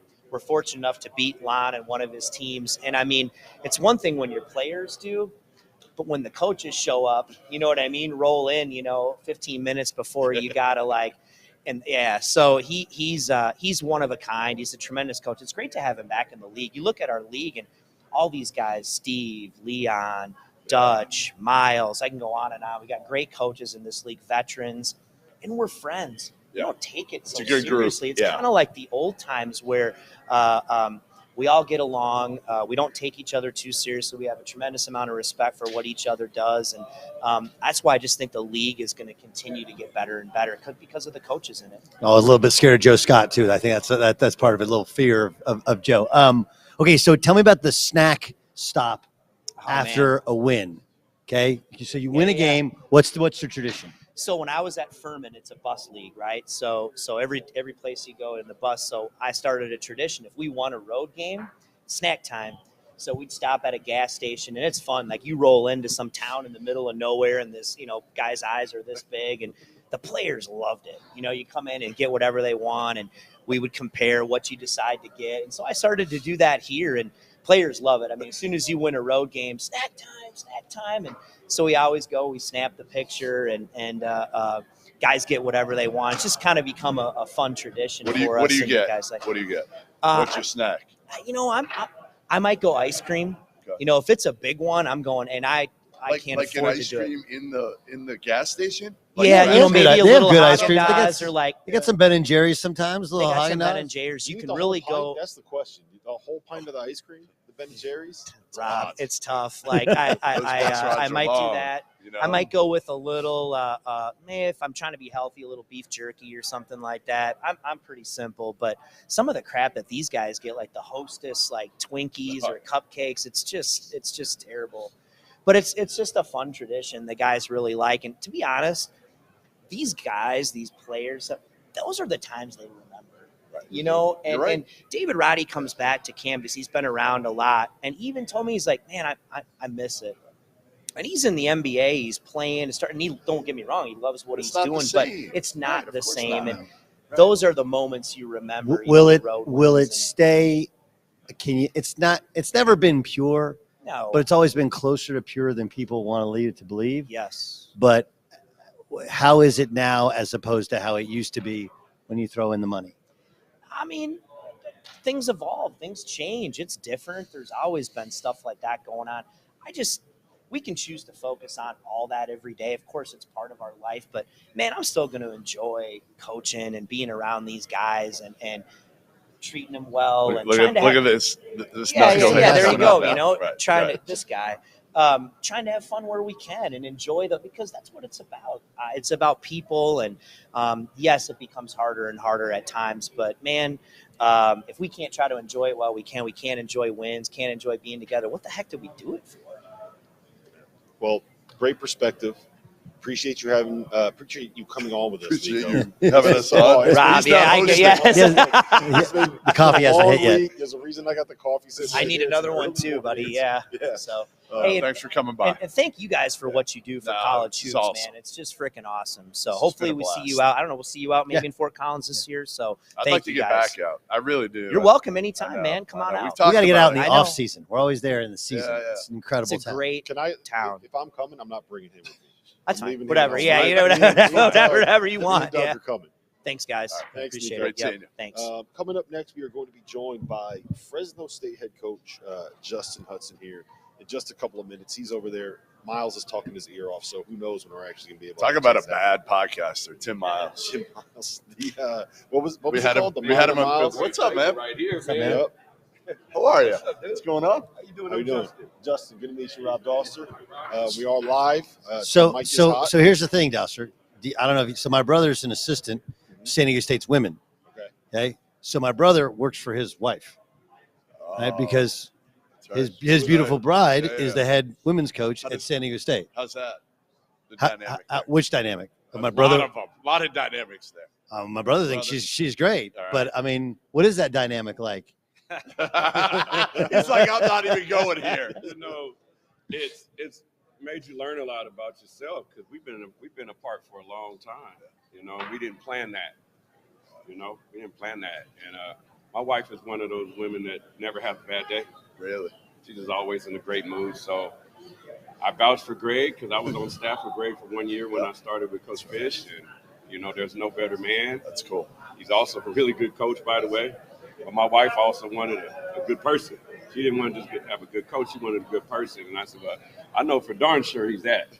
So she loves him. What's it like having two head coaches, married to It's how normal. do you do? Seriously? It's normal besides spending time together. Yeah. And now with the new recruiting, you used to have this time off, then you had this time off. Now it's not the same. Different calendars. Absolutely. Right. Absolutely. So that part's not good. But as far as the basketball stuff, we don't talk basketball that often. A little bit. How practice go, where you do, all right, I need some help here or there, but we're not sitting up talking hoops all the time and drawing stuff up. It's just about the time restraints and making sure we're supporting one another. Well, you got to understand each other at least. You got to make a recruiting call. So you make right. That part is not hard at all. Right. Right. You're dealing with the same things. Correct. That's kind of cool. When you guys play San Diego State, who is she rooting for? Come on, man. We haven't beaten them since year one. So we got them twice year one, and then Dutch woke up and said, okay, we're going to be much better than you. But we know who she's rooting for there. You are known as one of the elite defensive coaches in the country. And of course, Dutch and those guys used a lot of what you've taught, what you brought to get them to a national championship game. What is that like though, when, especially in this era of basketball, you gotta have a culture, you gotta have a style, but you have such limited time in terms of leading up with guys. You don't have guys that have been there 3 or 4 years, right? Right. What's that like to try and implement what you like to teach and have such a short period of time to do so? This coaching profession it has so many smart people in it, is what you notice. It's probably besides working with the young men, it's probably the most exciting part of the job is scouting and watching so many good coaches and what they're trying to do. Really getting in depth in that. And you need to be ahead of the curve on how simple you need to keep it. Because the more you're in this business, the more you know, and that can be a double-edged sword. Just because you know it doesn't mean the players are going to know it. Right. And it's about playing hard and playing together first and foremost before any of your schemes that you have. What was it like? You mentioned San Diego State. Obviously, you were there, as Doug said, helped build it. What was that like to watch them last year? I mean, it was cool. It was awesome. I think, I was there 10 years. So that's family. I mean, it really is, and especially the way Fitch and Dutch run stuff. I mean, I don't know a lot of other places, to tell you the truth, but I'm sure it's not the same at other places, but especially the way they really are family and orientated, the way they treat people, right? Yep. So we're family. We talk all the time. Me, Fish, Dutch, we still talk all the time. So I just remember when Lamont hit that shot and you saw Dutch jump, that's my friend jumping up and down right there. And he's not a very emotional person, right? And to see him jump up and down, it kind of brought a lot of emotions to you and almost teared you up because your friend was really that happy at that moment. I think that's the cool part about this league as a whole is that we were just talking to Niko about this, the relationships that the coaches have. You guys are obviously competitors, but everybody likes each other. Everybody gets along. You have a lot of crossover when it comes to the staffs. Obviously, Niko and Tim work together. You and Dutch work together. It just that feels like it's not something that you see at every conference. I can imagine. I've been in this conference 17 years. That's crazy. It'd be 2 at Vegas, 10 there, and now this is going on years. So this would be 18 years. I'm sorry. And just to see the same hotels, the same coaches. You're right. I remember when Niko worked for Tim, and we would tease each other there. And now he's here. It's crazy. It's crazy. Kevin Kruger. You know, I started off at San Diego State when Lon was there, so you had a lot of respect for Kev, and so it is kind of like that, the family atmosphere. You feel old now, don't you? Yeah. How far are you guys from that top tier in this league? Man, you know, that's a great question, Doug. You know, we lost a guy. I thought we were definitely top tier, and we lost a guy, and now we're going to fight for it. I like our team. One thing I do know is we'll be better. One thing I do like is our talent level. You know, so now can we stay healthy, which we have, and can we come together and be tough? You know, so that's what the coach's job is for, right? And to inspire some those guys that lead themselves a little bit, but it's a good start with the talent level. You know, Fresno's one of these places where back when you and I were growing up, incredible fan base, right? Right. And so it's kind of like they want to be good, but they don't necessarily want to show up until you're good. And yet we can't be good until you show up, right? Like if they would just show up with the Red Wave the way they used to, you win 95% of your home games, right? But they're like, well, we're not going to show up until you run off 10 straight. Is that fair? I'm being from the Valley. You know, I have a real broad perspective of that. When I grew up, you know, Bakersfield College, junior college football used to be some of the best in the country. So they would put 18,000, 19,000 for a junior college football game. And I saw that evolve into they lose their first game and there's 500 people in the stands. There's just too many high schools, too many things to do. And when you're in the Valley, you know, you can get to the Bay, you can get to LA, you can get to the coast, and you're exactly right. And, you know, I'm trying to inspire that, yes, we have our job to do. There's no question we got to win some games. But Rodney won some games. I think year one, we were 11-0 starting off. We won 24 twice. You know, heck, we played the national runner-ups a 2-point game last year, and we weren't very good. So we definitely have some responsibility in it too. But, you know, these good programs, it's a lot about we, and it's everybody. And you're exactly right. So you know, I try to control what we can, but you're hitting it right on the nose. We have to show up. We have to show up. So you mentioned that the talent is better now this year than it was. Yeah. Why? Who have you added that you feel like is going to come in and make an impact? Well, starting with the 4 returners, they're better. Yeah. The 4 we have 5 returners, one's hurt. The 4 returners are better. And then the simple why is, first of all, our staff did a heck of a job. And I think you're going to start with Big Enoch from Arizona State. I mean, he's going to bring some high-level talent. He was a 5-star. So the talent is there. You know, now he's a wonderful young man. So getting him to produce on the floor, that's going to happen. It's just a matter of when. Because the talent's there, the character's there. So just understanding what's important. Xavier Dussel from Wyoming, I mean, he's a proven shooter. Shoot the hell out. But he's much more than that. But he's a proven shooter. You know, Isaiah Pope, been in college forever. And he's a grown man. So, yes, he has to get better. This is going to be another level of competition for him moving up. But he's definitely a grown man and a 6'6" guy, a guard that can do a lot of different things. You know, and you can just keep going down the line. But you're going to start with those 3. And we're excited about our talent level right now. For you to be able to make that leap, to get to the top tier of the conference, where do you need to see the biggest improvement? Who needs to take that step forward? Who is I'm doing air quotes here, the X factor? I think it definitely starts with, you know, Isaiah and Eduardo who are here today. You know, they understand me more than anybody. Leo does too. You know, we have 4 returners. They understand me and they understand what I'm about. But they got to lead with their play first and lead themselves, and then they got to bring others along. And some of the other guys are just as mature, if not as mature as them, so they understand me real quick.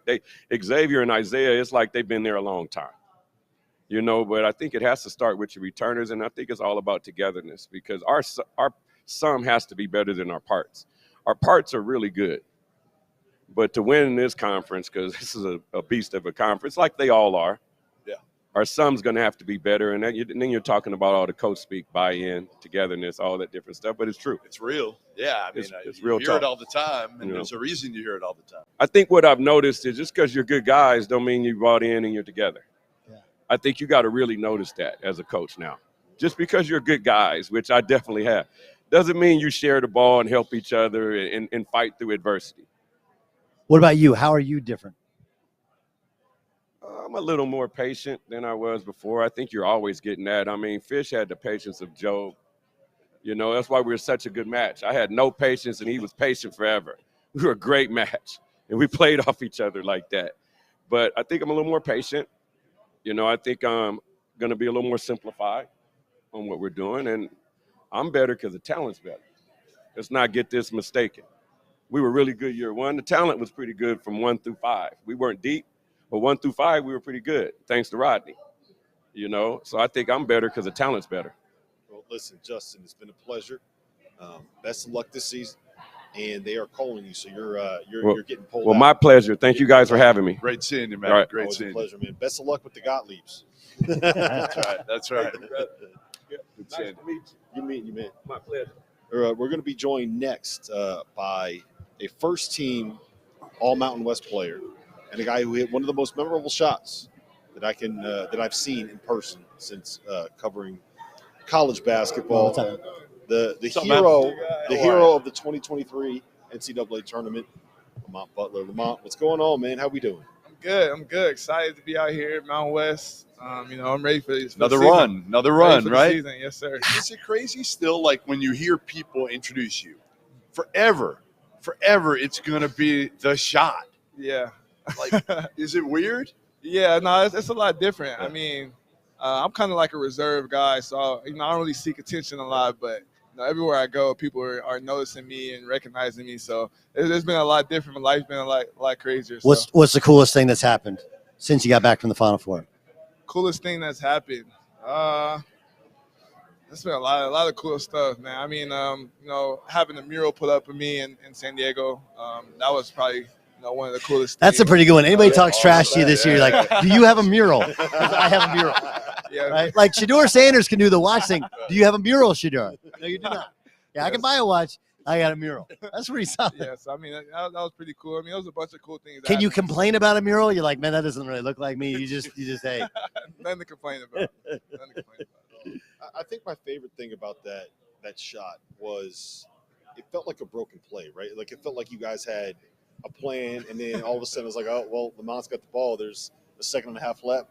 What are we gonna do here? Yeah. Take me through that moment. Take me through that shot as you look back on it. I mean, shoot, that moment. I mean, you know, Coach told us, like, once we get this stop, just go down there and try to score. You know, try to get a layup, and that's what I tried to do. I tried to get a layup, but he cut me off, and it was 1 second left, so I had to put up a shot, and you know, thank God it went in. I mean, you know, the moment though was crazy. Just everybody, you know, the whole like stadium just went into a roar, and you know, it's kind of a blur, but you know, being able to go back and see the videos of, you know, what happened, and you know, the happiness that everybody was you know, felt with, you know, that was really the greatest. My favorite part of it is if you watch the view from behind you, right? So the ball goes in, the San Diego State crowd is on the other side.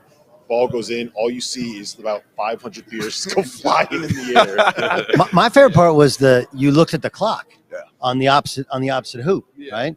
Yeah. When did you? I remember my first year in college.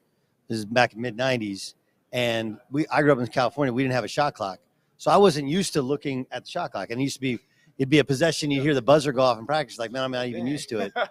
And if you've ever been on the floor of any of those domes, the clocks are sometimes hard to pick up. Obviously, they're always right over the backboard. Yeah. Where's that come from, though, in your ability to pick up the clock in that at that moment? I mean, really just knowing time and score. You know, as a point guard, you're always talking about that, even when you're little. But also, our coaches, we do a lot of, you know, late game situations. So, I mean, one of our clocks is broken on the side that we usually score on. So I always look on the other side, and you know, it kind of worked and helped, you know, in that moment. And you know, I was just, like I said, I was able to hit the shot, and I'm just happy that it went in. Has it changed what your level of expectation is for this team heading into the season? I mean, you're coming off a run to the national championship game. I mean, yeah, of course. You know, we expect to you know, make a run like that all the time now. I mean, you know, it might be wild to say, but I mean, that's what we expect. I mean, that's what we came here to do. We came here to put, you know, San Diego State on the map. And I feel like we have a lot of really good talent, and I feel like we'll be able to, you know, make some noise this year as well. So what will be the biggest difference in this year's team? Obviously, a lot of guys back. Mm-hmm. You know, a lot of guys back, but, you know, again, you bring in a couple new faces. What's the biggest difference? I mean, you're going to guard. We know that. Definitely. I mean, we lost a lot. A lot of really key factors. Matt Bradley, Nate Mensah, Adam Seiko, Keshad. I mean, we lost a lot of key factors, but we brought in a lot of great talent as well. And also, the freshman that we had last year was really good. That's going to get some time this year. So I really think offensively we're going to be so versatile. We got a lot of players that can score at a high level. So it's going to be a different look, but we're going to go out there and try to win every game.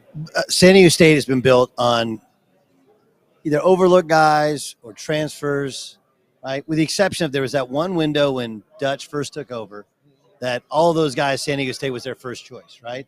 And the results weren't as good as your results or the results previous to it. Yeah. Now you kind of, the last couple of years, you guys have gotten back to kind of junkyard dogs, overlooked dudes, guys with something to prove. But now you've proved it, right? Now you've shown that you're really, really good. You can play with anybody in the country. How do you keep that culture going? Because now when people come into the Jam Center to watch you practice, now you're like hoops royalty. How do you keep that mentality within your program? We all have to find something that, maybe we need to improve on. There's always areas that we can get better in. For myself, I find areas that I can get better in. And at the end of the day, we didn't end up winning the national championship, so that's always the goal. We always have that chip on our shoulder. Right? That's what we need to win. Our coaches do a great job of keeping us humble and keeping us looking at different things we can get better at throughout the year, throughout every practice. So we always have the willingness to get better, and I think that's what it's all about. You realize every game's a court storming game though now, right? When you play on the road and you lose, so true. you're gonna storm the court. That's what you want, though. That's what Yeah, you want. no, it's a great thing. It shows you've arrived, Right. but it's what's gonna happen. That's what college basketball is about. It's out there How to beat. do you view the run? I always think it's fascinating with moments in the NCAA tournament where that team doesn't end up winning the title, right? Like you have this memorable thing that happened. That replay is going to get played forever, but you also didn't reach the ultimate goal. So how do you view that as a whole? I mean, the experience of everything was so amazing. I mean, we can't hang our heads at all. I mean, we did what we achieved to do from the beginning of the year, but at the end of the day, that's what we want to do. We want to win every game that we play out there, and we're gonna have that chip. We're gonna have that chip this year, and I just can't wait. It's gonna be a really fun year. How many times have you watched One Shining Moment? I only watched it a couple times, only twice. Only twice. It was pretty cool to see me on there. So it's funny. I was talking to Hubert Davis, and he said that about Carolina 2 years ago. He goes, everybody's coming up to our players and congratulating us like we won the national title. We didn't win. Yeah. We didn't win. Yeah. Is that happening with you guys a lot too, where everybody comes up to you and congrats, man, Yes. and you're like, I get it, but we didn't win. Yeah, I mean, definitely. I mean, San Diego State, we haven't really, got to that point. So I kind of, I understand why everyone's so excited and, congratulatory, and we appreciate it as well. But, we still got that one goal in mind. The free throw, Xing on free throws, right? For people who don't know, like you kind of won the game, not just on your shot, but in your ability to get offensive rebounds on your own free throws. And it's something that's taught where the big guys X, right? I got to imagine when you first showed up in Montezuma Mesa, you're like, why are we working on this? This would never work. And then you get to a national championship game based upon it. What was your original buy-in to Xing on free throws? You know what? I'm not really down there much, so I don't really have to work as much as them. They're down at the other end. You guys are working. You guys are working on ball screen. Stuff. You guys are working on ball screen stuff, and they're beating the crap out of each other. Yeah, but it's a couple times you'll see me out there exiting. Maybe I get in there once or twice, but But you benefit from it because they get it and then they kick it out and you get another shot. It's the game, and we've been doing it all year, and it's really helped us, especially if we got guys out there that's willing to do it and go offensive rebound at a high level. So okay, so with the Jordan brand thing, do you now get your pick of? Do you get to every time there's a new one and it hits the app, do you get to just press it and it automatically gets sent to your house? It's pretty the same with Jordan. I mean, Doug's just working for himself. Here. No, I'm not working for me. I'm thinking about man here. Found out that his brother is an assistant coach on With the women. women's team. Women. And so he's like, how am I going to get access? No. It's not about. No, I'm good. I just think of the perks of it. The perks of being the guy where you're like, ooh, that pops up because my son has it set to where every time there's a new Jordan release, it pops up on the app. I have to buy them. I'm just wondering if you get a chance to just press the button and they get sent to you. Nah, it's not that simple. Okay. But they take care of us. All right, yeah, appreciate so, it. Yeah, if Zach we Edey get can't a get bunch of gear. shoes, period, for him. Well, he You know, needs I like know, he needs but- like ships to get Lamont, there. we got about 30 seconds here, but I just want to ask you last thing. Who on this year's roster is going to surprise people? Who are we going to look up at in March and say, "Oh wow, I didn't realize that he was that good"? I want to say Micah Parrish. He's gotten so much better this offseason, off the bounce, his confidence, his aggressiveness. Just going into practice, he's out there trying to kill everybody that steps in front of him. He's been really good at finishing. He's been shooting fadeaways. Always been a high-level three-point threat. So he's going to be somebody that really surprised people this year. Well, listen, Lamont, thank you for joining us. Great Congrats seeing on you, your man. success. Be proud of it, man. Making a you, Final bud. Four is an accomplishment. Making a title game is an Of accomplishment. course. Yes, sir. Be proud of it. Always great to catch up. Thank you. Appreciate you guys for having me Take on. care, man. We are going to be joined next by Nevada head coach Steve Alford. Lamont, thanks, man. Here in just a minute. Nevada's going to be an interesting team, guys. Yeah. They got a lot of talent. They lost some big pieces last season, but they're one of those ones that you circle and you say, all right, the Mountain West is going to be as good as we think. They should be able to get an at-large bid. Early in the deal. I know, Steve you got Alford, Gottlieb this joining us early. right now. Did you have your coffee? Yeah, I hope you did. I hope you had your coffee before. No, there you go. Or the bottom. Whichever. The old one. Yes. This is just the old guy. Yes. Yes. Last year, you had lost your two best scorers, and your team was better. Correct. Right. Correct. What is your view of this year? Well, last year we had, I think the biggest thing was how you come off of a losing season and kind of turn that ship. And one, we were able to add a lot of good players, but I think those players that were returning got a sense why we did it. Sometimes in coaching, it's like you can preach and teach all you want, but unless the players, this is why we lost. This is why we weren't very good. And they really bought into to me, it was more of a selfish group. And last year's group was very unselfish. And they really took on the motto of team greater than self. And everybody's got mottos and it's all great. But if you don't live by it, you're probably going to get beat. And this team was really good. And the thing that impressed me the most was doing it through a lot of injuries. KJ Himes played 4 games.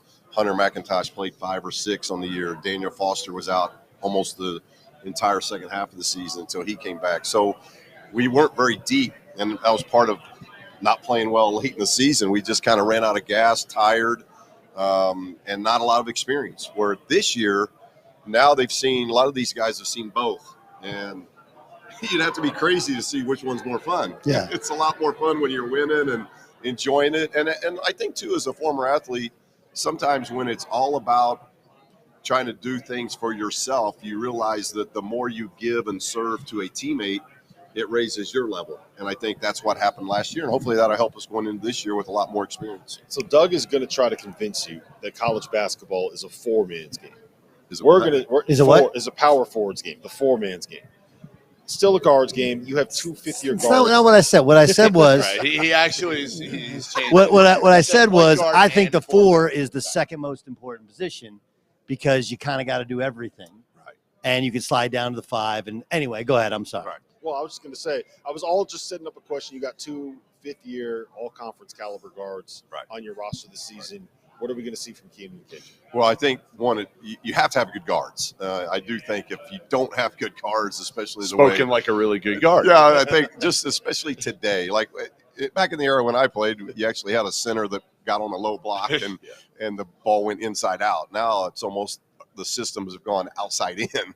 And, it's can you get to the paint, create some driving kicks? And obviously we got one of the best shooters in college basketball in Jared Lucas. He can really score the ball. He's nearing 2,000 points. He's a guy that's capable of being a 50, 40, 90 guy. I've told him that 90 part's really difficult, but I think he's got that opportunity to do it. And Keenan, there aren't a lot of 6'6", 200 and almost 30-pound point guards in the country, let alone the Mountain West. So it starts there, but we've got a lot of versatility and depth of being able to put a lot of guys out on the court in those 4 guard positions that are very physical, very athletic, and very skilled in a lot of different areas of their game. Right now, today, who's a better shooter, Jared Lucas or Steve Alford? I've gotten too old. I was talking to Casey behind here talking about that. He asked me, "Do you still shoot and play?" And I go, "Okay."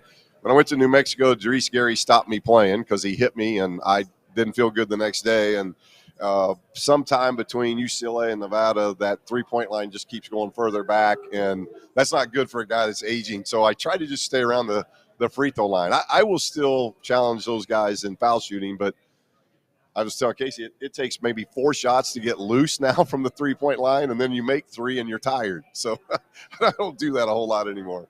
What's it been like for you as somebody who's been around this game for so long? I mean, back if you made NIL when you played, you would have killed it. Yeah. Let's face it. Yeah, but would have been nice. As you a 19-year-old Olympian, it would have been really nice. Well, didn't you lose a game for the Playboy? Not Playboy. No, it wasn't Play. It was the Playboy All-American thing, right? No, it was a calendar. I turned down. Yeah, I turned down being a Playboy All-American. The next, which was an incident. The incident was doing a charitable calendar for handicapped girls to go to camp, and I lost. I didn't get to play at Kentucky because of that. You get a game for that? Now you make money for that. That is unbelievable. Think about that. I was going to. Now you turn it down because it's not enough money. Correct. You got your agent negotiating. Yeah.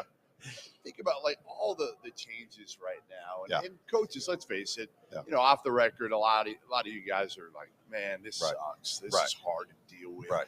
It's good that players are getting paid, but our rosters are flipping over. Right. With the portal, with now the extra COVID, there's just so much change. Right. How do you think college basketball and college sports are right now? Yeah, it's hard, Jeff. I want to say great. I mean, because it is. To say great, though. But it's the only thing as a former student athlete and then getting into coaching at the collegiate level, I got out of the NBA and got into collegiate coaching and coach night. My dad helped me a lot. But, that path was because it was amateur, because it was taking 18-year-olds and seeing them develop into young men at 22 and then sending them out and like, hey, whatever you do, whether it's play or get into business but they learned how to grind. They learned how to lose. I'm not sure this era is getting that opportunity because if you don't like it, you leave and you get to play right away. You're getting NIL. You're getting, which NIL, I don't know why it's name, image, and likeness. It's pay for play. It's pay for play. If you're really being honest, it's pay for play. And so the lessons have changed. And I do think you have to adapt. I'm 58 years old. I've been doing it 33 years. If you don't adapt, it's not going to happen. And so I'm all about the players making more money, doing that kind of thing. But I don't want them to lose, hey, you're not playing for a reason. The bench is a motivator. You've got this guy's out playing you because he's out working you. It's not the lessons they're learning. And then I worry about the educational piece. The Power Fives with all the league changes, flying East Coast, West Coast. You're talking about some teams are going to get home at 2, 3 in the morning, and you're going to tell your team, hey, you got to go to class at 8. Yeah, right. I mean, that's great. That's great verbiage. But, so I just worry about those things in our game that I think we've lost a little bit of that. It's interesting. I think now with Coach Knight in the state that he's in and how it ended, you can throw out negativity about the things he did that you could never do today. Correct. But there's absolutely, with your dad and him, things that I'm sure you were taught at a young age or when you first showed up in Bloomington that you still teach today. What's one of them? Well, you talk about Coach Knight. You can YouTube him on the bench motivation deal. You can probably find that. I think it's absolutely hilarious, and it's correct. I was one of the best players on our team at Indiana, and in my mind, for no reason, he benched me at Illinois, and I didn't get a play. And I got Altenberger, I got Douglas, I got all these guys coming over going, when you getting in? When you getting in? I'm like, I'm not getting in. Coach told me that if he could sit Buckner, then he can sit Alford. And I'm going to sit here and watch this game. But that made me better. I didn't like it, but that bench is a motivator. And it's like, if he's telling me I'm not guarding, then I at least got to get in the stance and fake it if I'm not good at it. But I gotta do something because I'm motivated through, okay, I don't like this. Like I was red team at Indiana's the starters. White team he used to flip me to the white team because I wasn't guarding anybody. Oh, it's the worst. And it's the worst. But you play defense the whole practice. It took me a long time to learn that, okay, instead of trying to light up the red team and say, he thinks you can guard, you can't guard. I had to learn that, no, you got to at least get in position and be a good defender and help the team in those ways. And I just don't know if players today are going to get coached that way. I'm so fortunate that I was coached by my dad and Coach Knight, because they never let me get comfortable. They never let me come off a big game and say, hey, everything will be good going in the next game. They're like, no, it's going to get harder. It's going to get tougher. And that's the fine line I think some of these athletes are losing today, that it is tough. It's tough to – so I worry about when they're 25, 26. What then? And I think our job in collegiate athletics is try to prepare them for all the tough moments they're going to get when they're 26, 27. And right now, they're not experiencing a lot of tough things right now. You guys are getting a brand new arena, right? And it's going to be spectacular. Yeah. But there's a lot of people you talk to that you go to coach, you're like, I don't want a brand new arena. Give me that money. Give me some money so I can get you a new team, and then we get any arena we want. That's a real discussion that happens. It is a real discussion with that. Fortunately, and we're getting ready. We'll move into our new Lannis locker room and lounge in our practice facilities. It's going to be spectacular. We move into that next summer, and then in 2.5 years, we'll move into a brand new arena from Alex Morrell. And the nice thing about both of those projects is we're getting those nice facilities plus NIL. Yes. So if you can just get that plus factor, then you're good. that matters a lot. But, like back in the day, it was like 15, 20 years ago, what shoe do you wear? Yeah. Now it's not about what shoe you wear, and it's not about your facility. It's about what's your NIL. Yeah. So it's just a different era, and I'm not against the players making money. It's just it is a different thing you got to manage. You're almost like general managers now instead of coaches. No, you got to deal with NIL. You're talking to people how to raise it all the time. Right. All right, give me your favorite spot in Bloomington now. I'm in Bloomington all the time, visiting my daughter. Give me like your favorite spot. Well, that's hard, but Nick's has always been my favorite because of the Strombolis. It's still the best Stromboli in the country, in my opinion. So Nick's, but there's so many great areas. And my mom and dad live on Lamb Lake, which is only about 35 minutes from there. You go back a bunch. So I get back there. Coach obviously is there. So anytime I can get back for any kind of length of time, I go back. And I was able to see him a couple months ago with Pat and Karen. What's your memory? Like, what's your favorite memory of Coach Knight?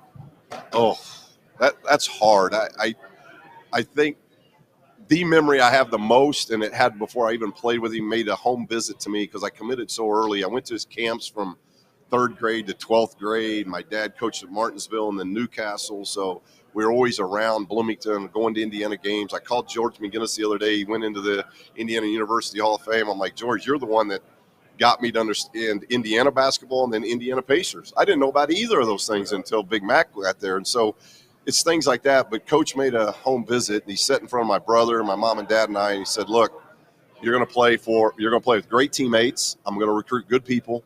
You're going to have a chance to win championships. You're going to get your degree on time, and you're going to have a friend for life. And all 4 of those things, he checked those boxes. And that's hard to do, but those were 4 promises that he made that to this day, he's been able to check all those boxes. And I appreciate the most out of that. I need to ask you a story about it because AJ Guyton, who hosted a podcast for us called The House of Hoosier, wanted us to ask you about the time that he kicked you off the bus. Did this happen? Yeah, that was the calendar.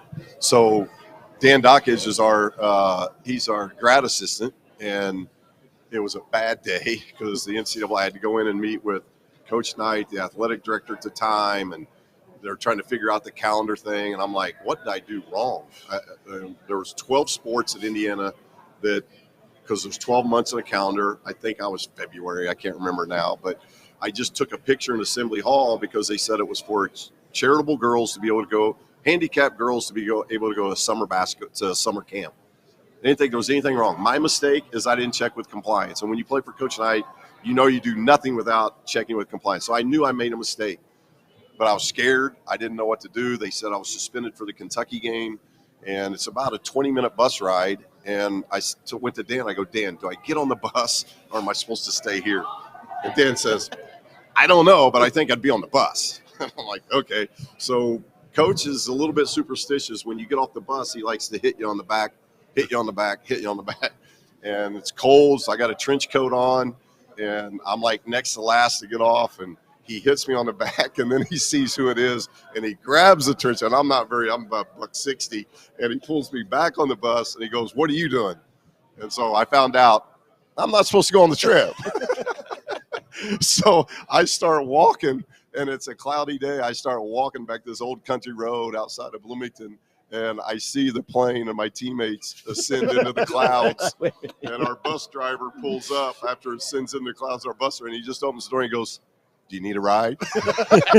I'd really like a ride back to town.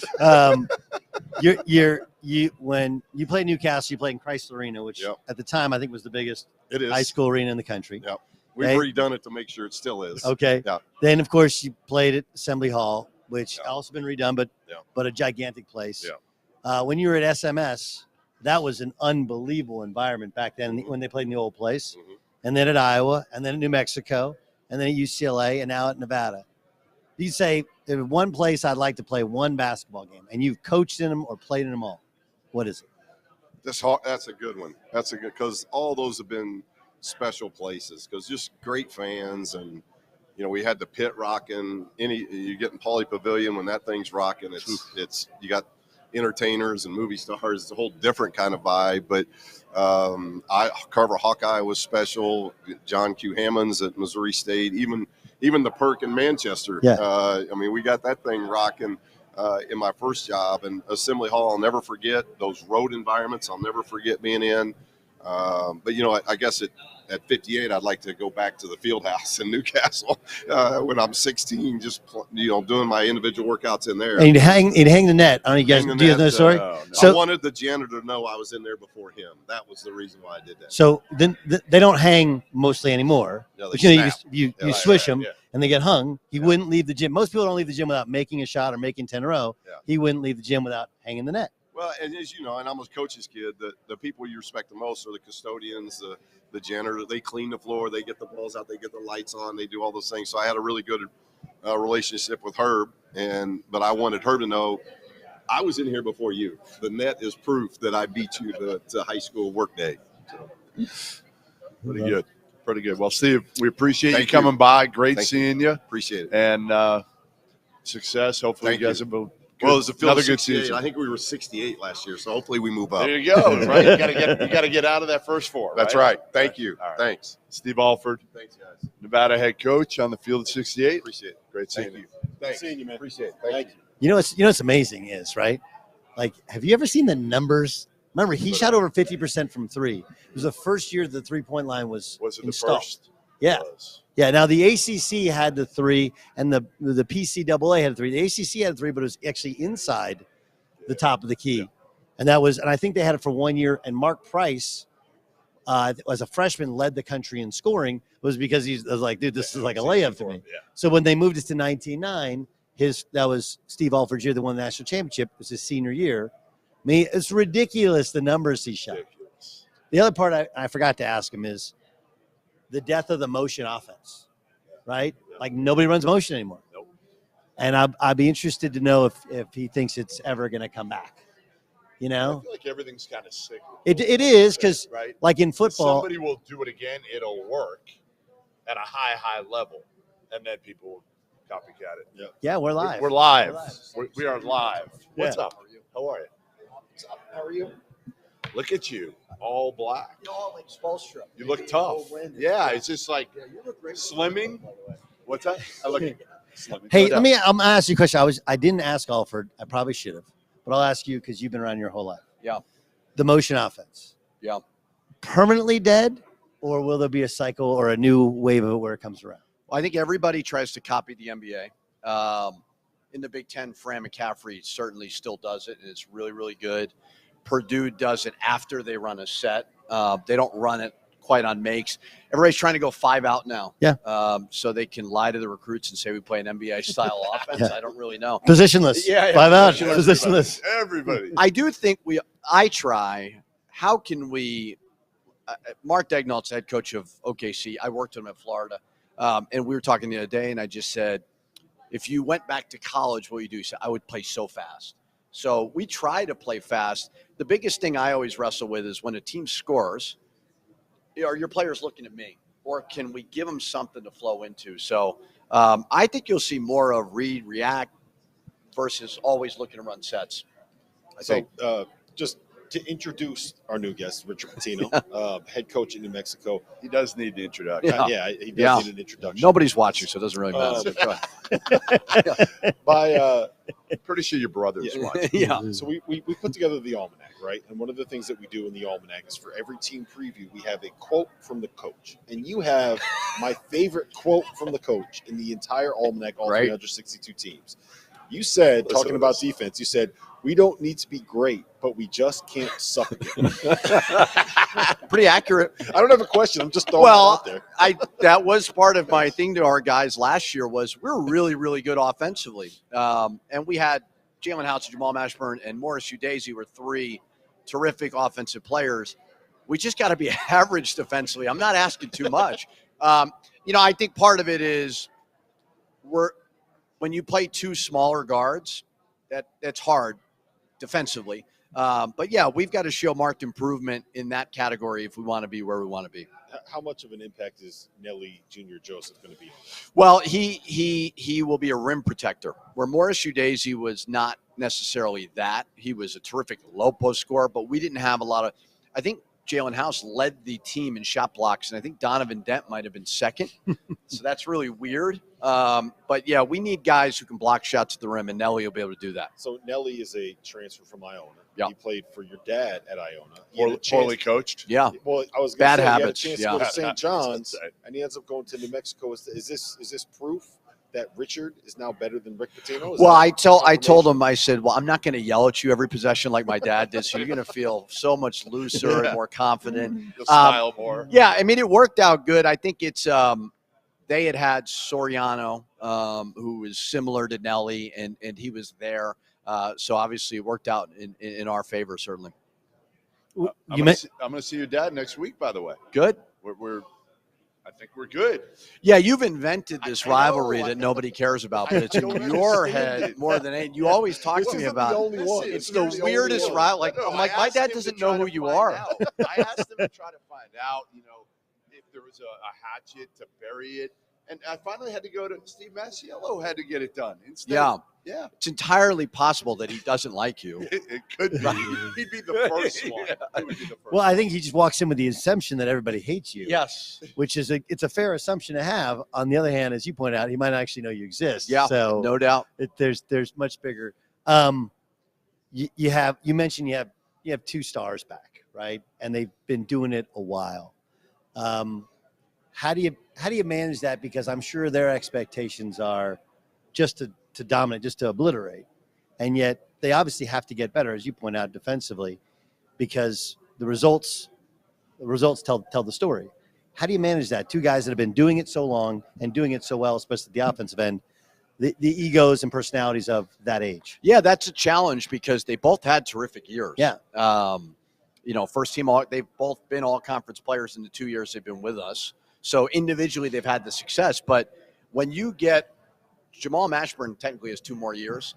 Will he stay for another year? I doubt it. But I also doubted Jalen House. I didn't think he'd come back either. So you never really know. But at the end of the day, what I told them is certainly you want to go to the NCAA tournament, everybody's goal. But I want to put you in a position to be in the conversation to be a pro. And in order to do that, I think they look for how do you play the game. And it's not always about scoring. And I think they embrace it. The lucky part about it is they're 2 really, really good kids. I think that they certainly have their sights set on that Mountain West title, NCAA tournament.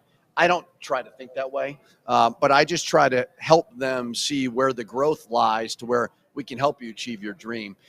Luckily, they're very, very willing to learn and grow. What do you think this league, obviously you've only been in it for a couple of years now. What stands out about it? Obviously you had San Diego State go on their run last year, but you came from the Big Ten. You were there for a while. What's been the biggest adjustment, biggest difference? Yeah, I think it's the brand of the league. See, when you're in the Big Ten for so long, it's high major.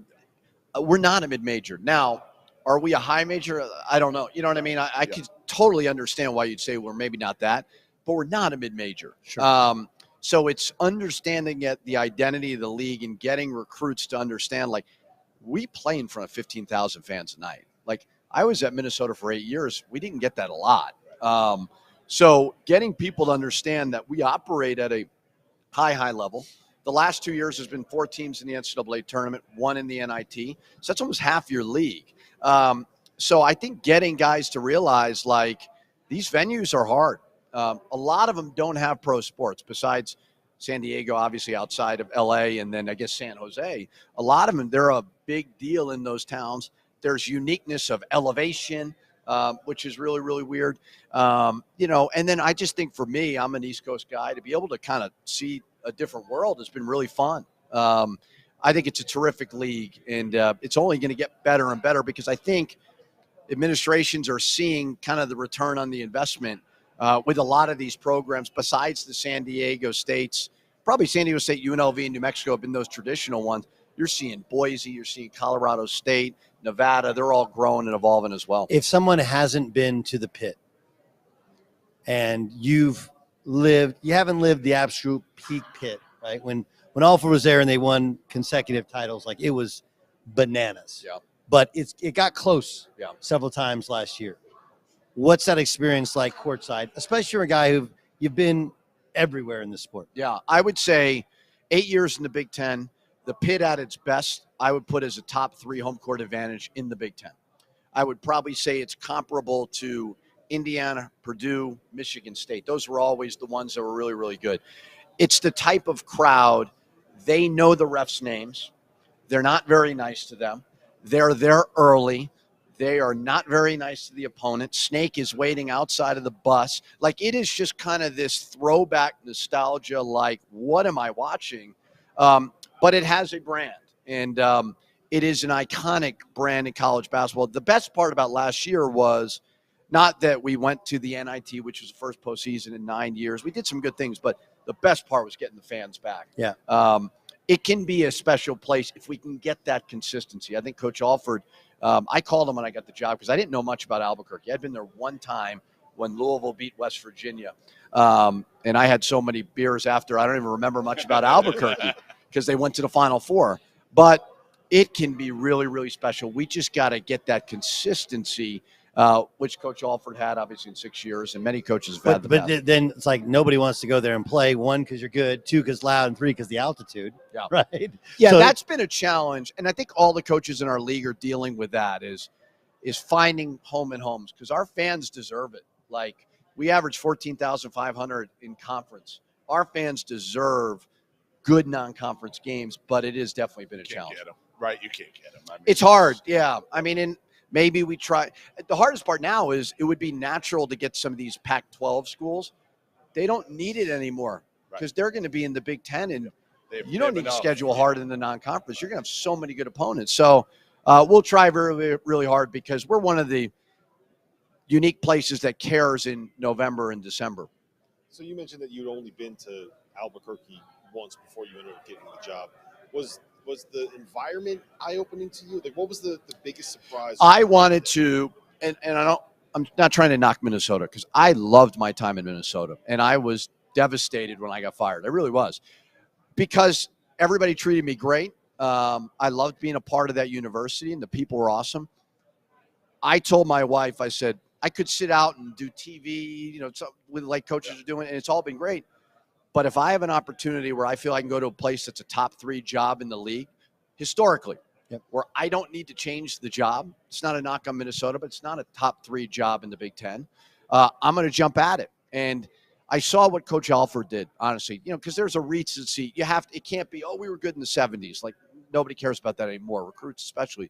But what Coach Alford did not too long ago, I felt like, with all humility, I could do that. I didn't want to be in a pro sports environment anymore. I just didn't want to deal with that. I felt like there were some similarities to Albuquerque and Louisville. Now, Louisville has the Kentucky dynamic that's always challenging, but we're the pro sports team. And I drive throughout town and people are rolling down their windows and they're saying, go Lobo. Like, that's just the reality of what it is. And our players feel that. So I don't regret it one bit. Were you aware that that's what it was before you got the job?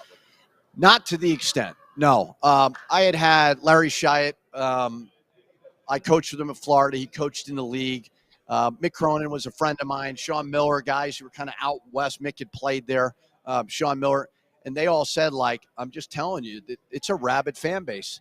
And truly, if you look at the success that Lobo basketball has had, not consistently, you could say it's a top 5 fan base in all of college basketball because they've shown out with maybe some hard years.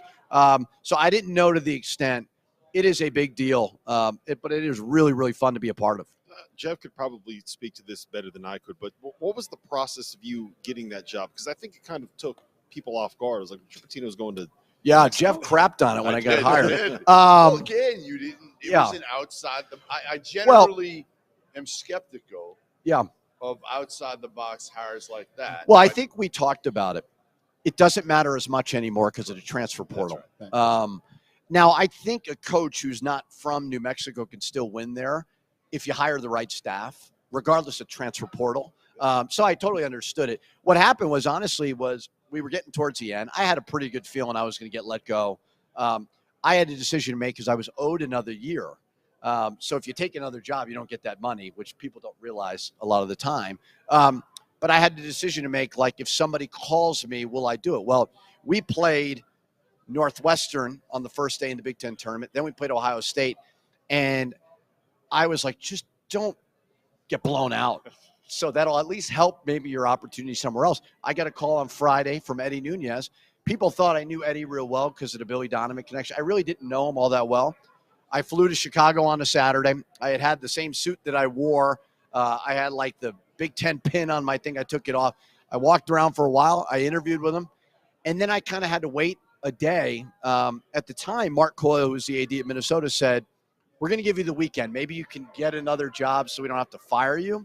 I didn't really care. It is what it is. I got a call Sunday night at 8 o'clock from my agent, Jordan Bejan at the time, and he said, they're going to announce, Minnesota's going to announce at 8 o'clock that you were fired. So, the Twitter and all that.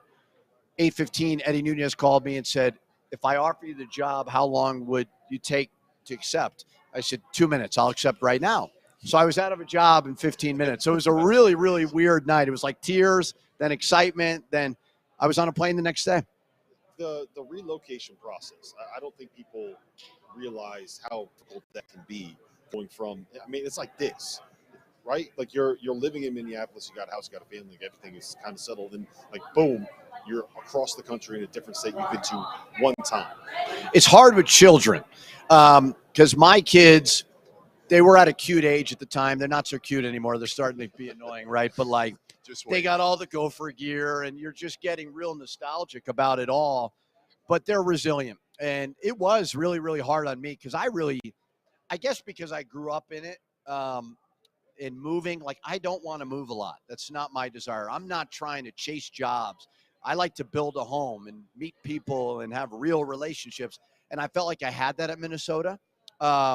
So yeah, there were a lot of tears and it was really, really hard. And then you go from Minnesota to New Mexico, polar opposite places, challenging, but we've met some amazing people.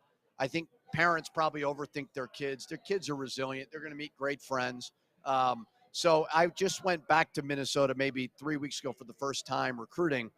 And I'm happy I did. I was like, at the time, I'm like, I never want to go back there. It hurts too much. But I was able to see the true friends, and it was awesome.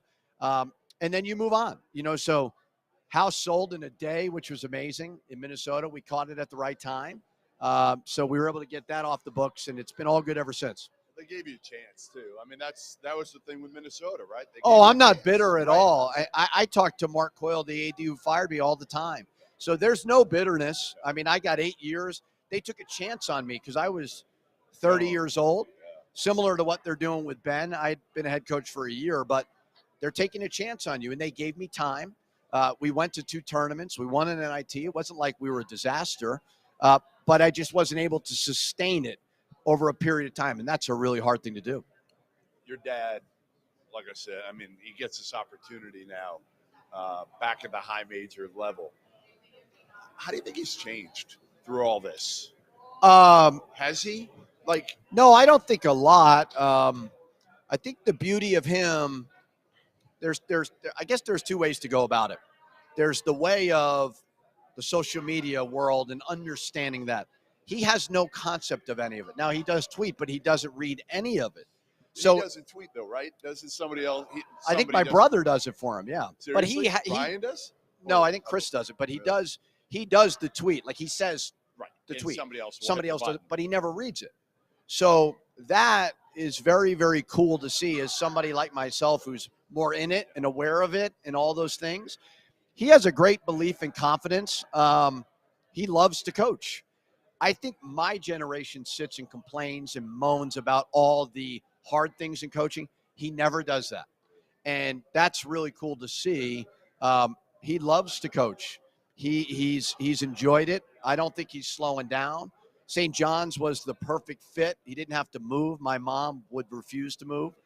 So it's turned out great for him, and it's cool to see. Jamal Baker. We talked about Jalen House. We talked about Jamal Mashburn Jr. But you have basically a three-headed monster in this backcourt now, and you're bringing in a guy who he's 25? 25 years old, right? Almost as old as you. The jokes that I make on a daily basis, they're so good. He may stink. It's so worth it just to make the old person jokes all the time. So the three-headed monster in the backcourt. Yeah. How do you expect him to be able to fit in with two guys that you know are going to be? Yeah, he reminds me of Morris Udeze, who we had last year. He's such a good kid. He's got so much substance as a person, and we need that. Like every program has to figure out the young guys, old guys, and how do we mesh all of them together. He's got no ego.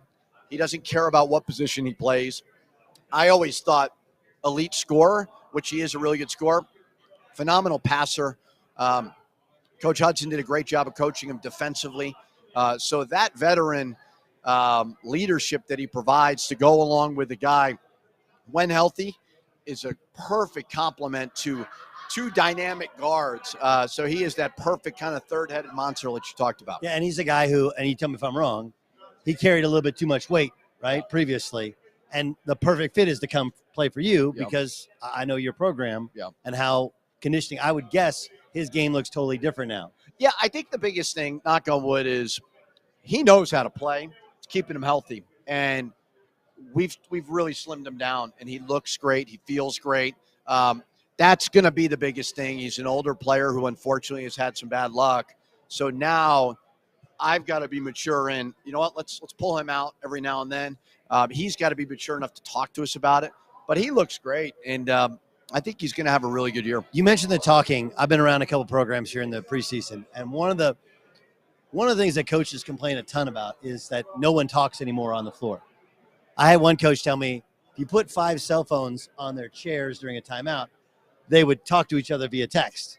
But like actually communicating, how much change have you seen in guys the lack of verbal communication? So when you played 4 years? Yeah. Okay. Did you ever go to the bathroom during a practice? No. Rarely. We have more pee breaks now than ever before. Now, the God's honest truth, I just had a meeting with the team yesterday about this. I said, guys, if you have to go to the bathroom, don't even ask, go to the bathroom. How many of you guys check your phones when you go to the bathroom? They all raised their hands. I said, I know what you're doing. So that part, the phone is a part of their life. I made the analogy to them yesterday. I said, I'm going to Vegas. I guarantee you when I walk into the hotel, I'm going to feel a little bit more awake, right? It's designed to make you addicted, just like the phones. So it's a part of their life. It's really, really changed for sure. And the players have become so different. And your relationship with them on text feels different than maybe in person. So you just got to try very, very hard to pull it out of them, but not also restrict them too much because it's part of my life as well. I check my phone all the time too. So it is very, very unique for sure. All right, Richard Pitino, thanks for stopping by. All right. Thank Good you, to see guys. you. Appreciate it. Good to see you guys. Great to see you. Good seeing you, man. Coming up, we have the head coach of the San Diego State Aztecs, Brian Dutcher, is going to be joining us here in just a second. There we go. What are we going to have to ask him about? Is there anything to talk about with San Diego I don't State? know. I don't have anything to get to? What's up, Dutch? What's up, Dutch? How are you? You going through the ringer here, right? You ready for Gottlieb? This is going to be some real questions for this crew. No This is not gonna softballs be, now. no softballs No here way, today. no way. I actually want to ask what I asked. I ask myself, and I'm sure you do as well. The program is built on guys that were passed over, right? Like the couple years when you first got the job, you got everybody you wanted in California. But that wasn't really San Diego State basketball, right? It's guys that people have either transferred in or slightly overlooked in recruiting. And so there's this chip that you have on your shoulder, and the kids play hard, and your coaches coach hard. How do you maintain that when everybody's telling you how great you were last year? That's just in our nature. Like I said, when we recruit, the first thing we say is if you don't want to play defense, don't come here. So when they get there and they don't play defense, they're not playing, they're not surprised by that. So we told you when we recruited you, this is a defensive first program. If you play defense, I'll let you roll offensively. Take any shot you want. Now, we have framework and we do things the right way, but I don't want them playing with any fear offensively. But you earn that right by playing defense. And I always say we're one of 5 teams in the country where if we're not making shots, we can still win a game. We'll make 2 at the end of the game and win it. And we can win with our defense, and that's the nature of our program right now. All right, so looking back on last year, I mean, like, I know you didn't win it all, but the ultimate storybook for you and everything you've kind of gone through in your career, how do you put it into words? What happened? It was, I mean, we know how hard it is. And everyone wants to say, well, this is the best team in Aztec basketball history. I'm not sure it is or not. It went the furthest, but the 30-2 team that COVID didn't get to go to the tournament, I mean, Kawhi Leonard, Billy White, Malcolm Thomas, DJ Gay, Chase Tapley, that team was incredible. We lost in the Sweet 16 to Kemba Walker, who won it all. So we've had really good teams at San Diego State. This one just was able to take the last step and win games in March, and that's a hard thing to do.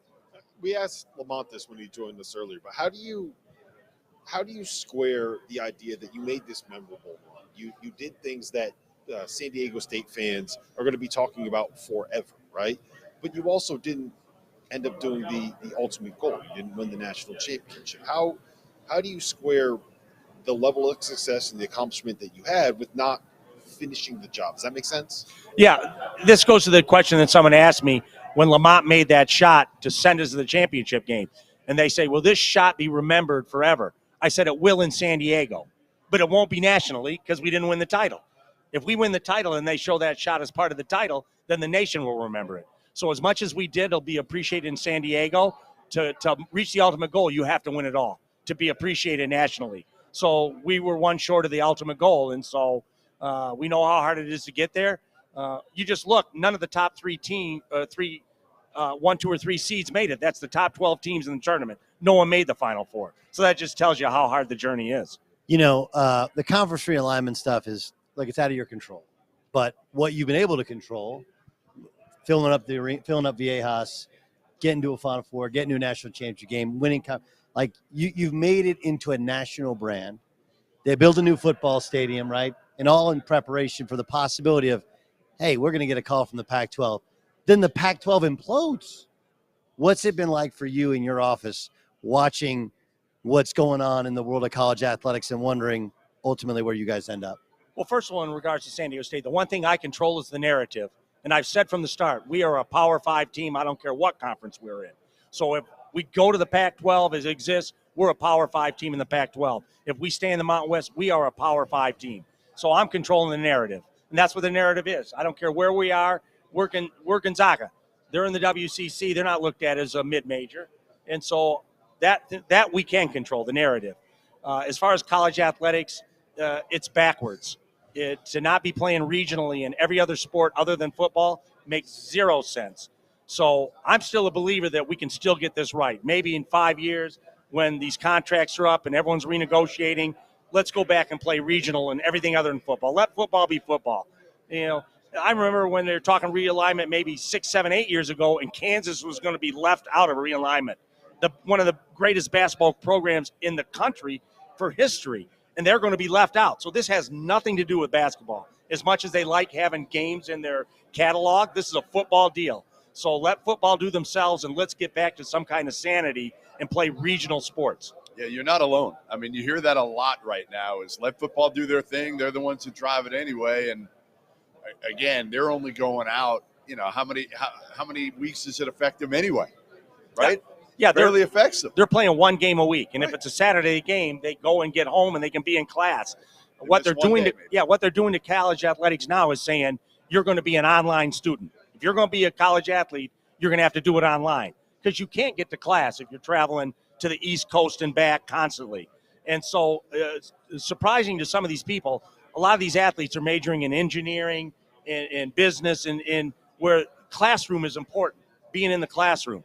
And not everybody's going to be served by going online school. If you're leaving L.A. to play in New Jersey, Rutgers, and you're on the softball team and you want to be an engineer. It's also like, look, it's part of the reason you come to San Diego State, right? Is one, you want to feel a part of the campus, but two, like you want to interact with people your own age, and we're kind of eliminating that from part of the college experience, right? The college experience is go to practice, go to the center where you can take your online classes, and then go back and work on your game, and then go to practice some more. So it is crazy. You personally, you never moved from the house when you came out as an assistant. You moved in. You've never moved from that house. You can't tell me in San Diego you haven't gotten the tap from your bride going like, "Hey, can we flip this thing? Like this thing isn't tripled in value. Yeah, right. Can we just get down to Coronado where I can hear the waves crashing?" I just say, have you stayed at the same house? I am who I am. I'm a man of the people. When I was an assistant, I was only known in two places, Costco and Home Depot. So that's my comfort zone. So I'm not. Still make the Costco runs? I make the Costco runs. All right. I love Costco. So I love Costco too. What have you bought? This is not a promo for Costco. I love Costco. What have you bought in bulk that you brought home going, why did I buy a vat of peanut butter that big? No, we don't do that. Well, what is it? What have you there's got to be something. There's nothing we don't make a bad purchase at Costco. I've never made a bad purchase at Costco. Wow, we're gonna have to have my your jeans wife. are Costco jeans that I'm wearing right now. That's solid. Hey, is it true that you were the general contractor for your daughter's house last year while you were making that run? Yes, I was the GC. So I hired all the subs. I got it all done together. I got it on time, on budget. Everybody showed up to work every day. So I can multitask. That's the one thing I've proven. All right, let's get to your team now. Let's get to your team a little bit because you say it kind of every year now. You're like, I know we're going to be good. I don't know how good, but I know we're going to be really good. All right, well, you lose some key pieces from last year's team. And I think people understand that, but, Matt Bradley was a really good player. Keyshawn was a really good Nate. Like, those were really good players that played a huge part in the success last year. How is this team going to be different? This is the hardest part is trying to put it together. I've got great pieces, but it's how to put it together where it works. On paper, you're thinking, well, he should start the returners, which is Parrish, Ledee, Trammell, and Butler. Well, Reese Waters is not transferring to come off the bench. So am I starting 4 guards and a big? Is that my best team? And then if I do that, all of a sudden I go mass sub. Am I not bringing a combination that works well together? So I say last year our strength was our depth because everybody embraced the role. Everybody has depth, but it's not good depth unless they can embrace it. Like you take a guy out of the game and he spends 5 minutes massaging his ego so you can put him back in. That was not last year's team. So my biggest challenge is try to piece it together where it makes sense to have the right guys out there together. And that's my greatest challenge right now because I have talent. It's piecing it together now. Is the talent comparable to last year? Better? Like, how do you compare? Well, here's the rub. Offensively better, but we're a defensive program. Right. So that's the rub. I but think we'll score easier. You weren't great early last year, were you? Yeah, they'll guard hard, but it's like you lose a rim protector in Mensa, you lose a glue guy in a rope. Yeah. Matt Bradley, as good as he was offensively, was a great individual defender. Like one-on-one, you were not going to break him down and score on him.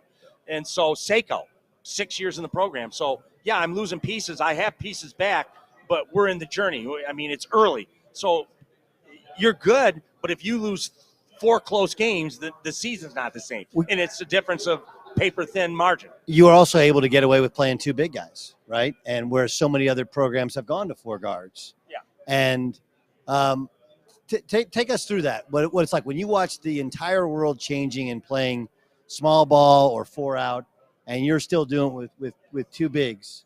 What's that like going into a year like last year? It's like different. If we're ducking in 2 bigs, that's old school basketball. Drive middle, duck in both bigs, and then more room to kick to the jump shot. And if you miss a shot, 2 guys standing under the rim to rebound instead of running a guy in from the 3-point arc. So we're playing different. It's like even this year defensively, it's like nobody hedges a ball screen anymore. Everyone's in drop or ice and stuff like that. So we're going to hedge a little bit this year because no one does it. And when everybody does the same thing, you prepare for it and you're good against going against it. So it's like press. We press all game and we X on free throws. And so we know when a team gets ready for us, they're going to have to spend 20 minutes of their practice to get ready for the press. They're going to have to spend 10 minutes to get ready for free throw box out. And then how much time is there to do the other stuff? So if you can do a few things different, then that messes up the other team's preparation. You mentioned the X on free throws. Kind of won the semifinal because of the X on free throws. Yeah, we got all sorts of free throws against Florida Atlantic. They couldn't box us out. Where'd that originate? Who was the first assistant to go like, hey, Fish, you know what we should do? We should X on free throws. Where was that? Where'd that start? I can't even remember, to be honest with you. How do you not remember? You can tell me scouting reports from when you're at Michigan, like in your third year. I can't remember where Xing came from. Usually, you know how it is. You play those big, strong guys, and they just wedge you under the basket, and the refs don't call that. They're basically pushing you, fouling you on a free throw box out. Well, maybe we didn't have that kind of strength. Maybe we had quickness and athleticism. We said, let's just get across the lane, beat them across the lane, X. And sometimes when you X, like the first guy Xing might run into the other guy that's trying to box out, and you just got movement in there. It's like the illegal pick in football, where the receiver will pick another guy off. Sometimes Xing, all you're really doing is screening the other rebounder. So it's something they have to prepare for. Sean Miller, he changed his whole box-out scheme against us at Arizona, where the guy that was at the top of the key would get the shooter. He'd come in late and get the shooter because he was so concerned he had both guys pinch on the shooters. And so when they have to make adjustments, you know you're doing something good. Jaden Ledee, we talked about Nathan Mensah a little bit. You're losing him, right? Are you seeing that kind of impact defensively from Jaden, what Nathan provided? I mean, Jaden doesn't have the length Nate has, but Jaden Ledee is a monster. He is a beast. So he is wreaking havoc on our own team every single day in practice. So Jaden's a guy like, I don't think he's hit a 3 in his college career. I don't care if he shoots 50 for me. He can shoot the ball. Yeah, he's got a little hitch in it, but it goes in. So, you know me, I'm a free guys up. If they believe in it, I believe in it.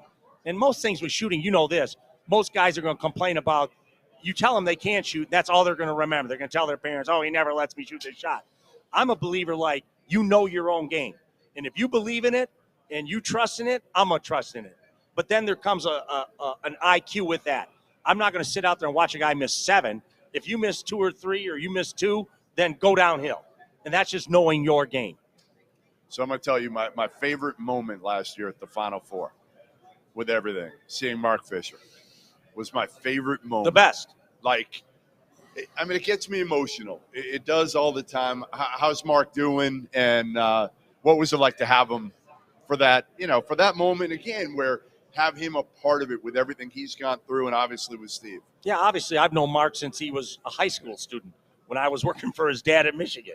So Mark's been on the hard journey, year 13 with ALS, at every home game, but travel's an issue, in the wheelchair, and it's tough to travel, and to have him be able to come to the Final Four, to be a part of something that he helped create with his father all those years ago, still on my staff, assistant to the head coach. So it was just a joy for all of us to have Coach and Mark Fisher on the floor. And like I said, there's plenty of credit to go around for everybody. Coach Fisher, I just built on the legacy he set me up for. So to have him there, he shared in as much as anybody. This was his creation. Have Mark there, who's been on staff, and we all just really enjoyed the work we put into getting to that moment. My first year, my senior year at Oklahoma State, we played you guys. It was your first year. I think you guys won 6 games that year. I wasn't even at the game when we played at your place and you destroyed us, because Coach Fisher told me at the time, our future's in someone else's gym. Okay. So you need to recruit. And I'd never missed a game until that year. So this is funny. So we're up 40-15 at the half. And Coach comes in. It's at the Myriad, which is the old arena downtown across from where the Thunder play now. And he crosses his legs. You tell your brother they better get some players. They ain't going to last there long. So the thinking was the same. But if I were to tell you that when you walked in to Montezuma Mesa, and the program, I understand the Final Four makes people think the program has arrived, but the program arrived a long time ago. that you would go from that to a dominant, consistent force in the league, a national power, and I think inarguably the best program in the state of California over the last decade, right? Would you believe it if I told you that was true? Yeah, or he wouldn't have taken the job, and I wouldn't have Yeah, gone but in with 1999, when you showed up and that thing was a but mess. you have to realize it's like Field of Dreams. Build it and they will come. I mean, they just opened at the time was Cox Arena, now Viejas Arena.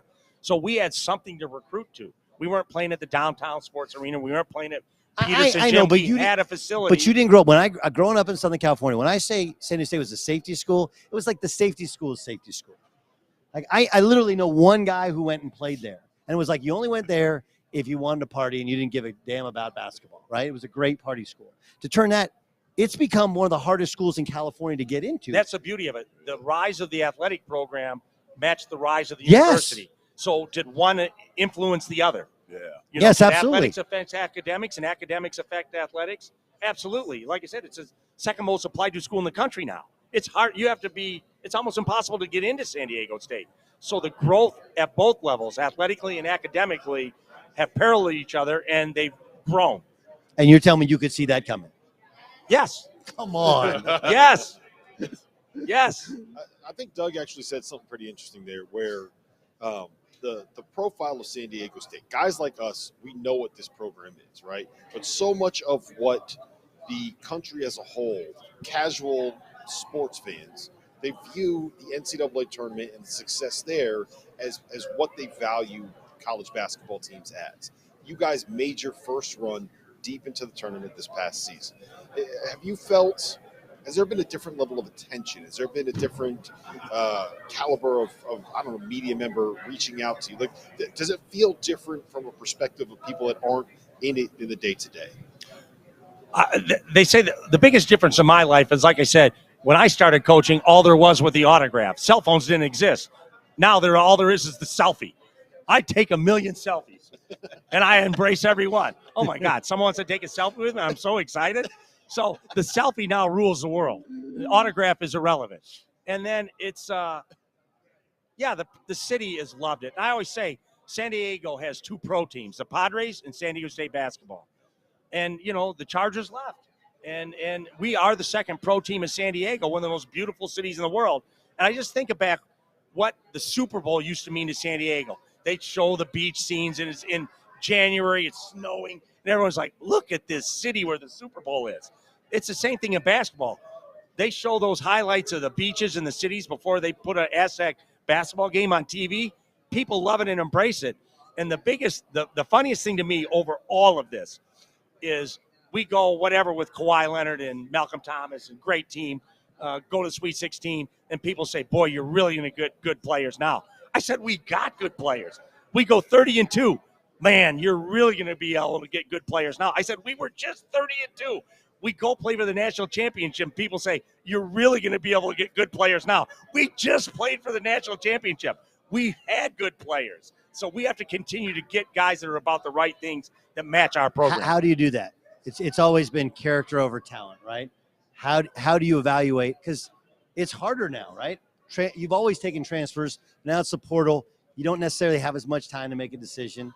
The high school recruiting is different. How do you evaluate the character it takes so that you always have your type of guys? You just have to watch them you have to watch them at length. And we know what it is. You go to one game and a guy has 30 and you're like, this is the guy. Then you watch him 3 more games and things are hard and he gives in, he gives up. He's not about the right things. So you have to have listen, I have a great coaching staff. And this is no disrespect to anybody else on the West Coast. I have the best coaching staff on the West Coast, in my opinion, because they're my coaching staff. And it makes my life easier. And so it's recruiting. They can evaluate players. Once we get them there, they can get them better. And I tell people when we recruit them, this is not mercenaries. They're not just recruiters and you never see them. The guy that recruited you is back on the road recruiting someone else. Once our season starts, I want my guys on the floor. I don't want them out watching high school games. We evaluate as best we can, but the most important players in the program are the ones we already have there. So we don't waste time recruiting during the season. Give me, Dutch, the coolest thing that has happened to you since this run. What's the cool?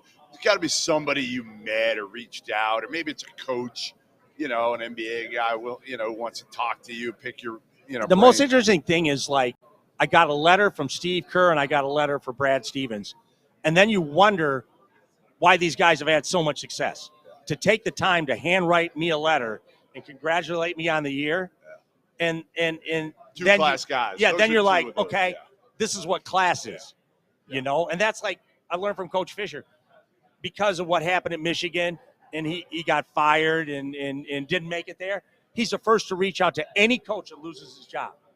And no one wants to make the hard call. Everyone wants to make the easy call. Sure. And for him to do that was class. For these guys not to really, I know Steve some, but for them to take time out of the day to say, we know what goes into it. Congratulations. What you've done is great. That means a lot. And so you're always learning lessons. If you think you're done learning, so I have to learn how to put a letter together when someone does something. They may not even know me to say congratulations. I know how hard it is. Well, Dutch, listen, we appreciate the time. You're out of the hot seat. You want to talk about the coolest thing that's happened to him. It's been on the field of 68, Mountain West Media Day live with show. Gottlieb. Yep. Congratulations. You survived. man. The rest of the day, Gottlieb. the rest of the day is going to be It's gonna easy be now, so boys. easy. So easy. Dutch, thanks, man. Thank you. Thank you. Great seeing you, man. All right. Next up, we have Gottlieb's he's ducking out too. I'm out. He's got his radio show. I gotta do my own thing. So, Doug, thanks for joining us. Yeah, we'll do some Come back WC later. stuff a little bit later. Yeah, but he's going to come back later if he's not too it tired. is awesome that I think San Diego State's run shines a light on the league, which And that guy. yeah, they're good people. And like the great thing about that staff is those guys. You have several. David Velasquez, like he was a walk-on manager, and became GA. Like they've literally been there the whole time. Should be the next. Whenever he wants to leave, Velasquez should be It's the a- next guy. It's a very cool story. Yeah, it is. It is. No question. See you guys in a little bit. All right, we'll see you in a little bit. Doug, appreciate the time, man. Next up.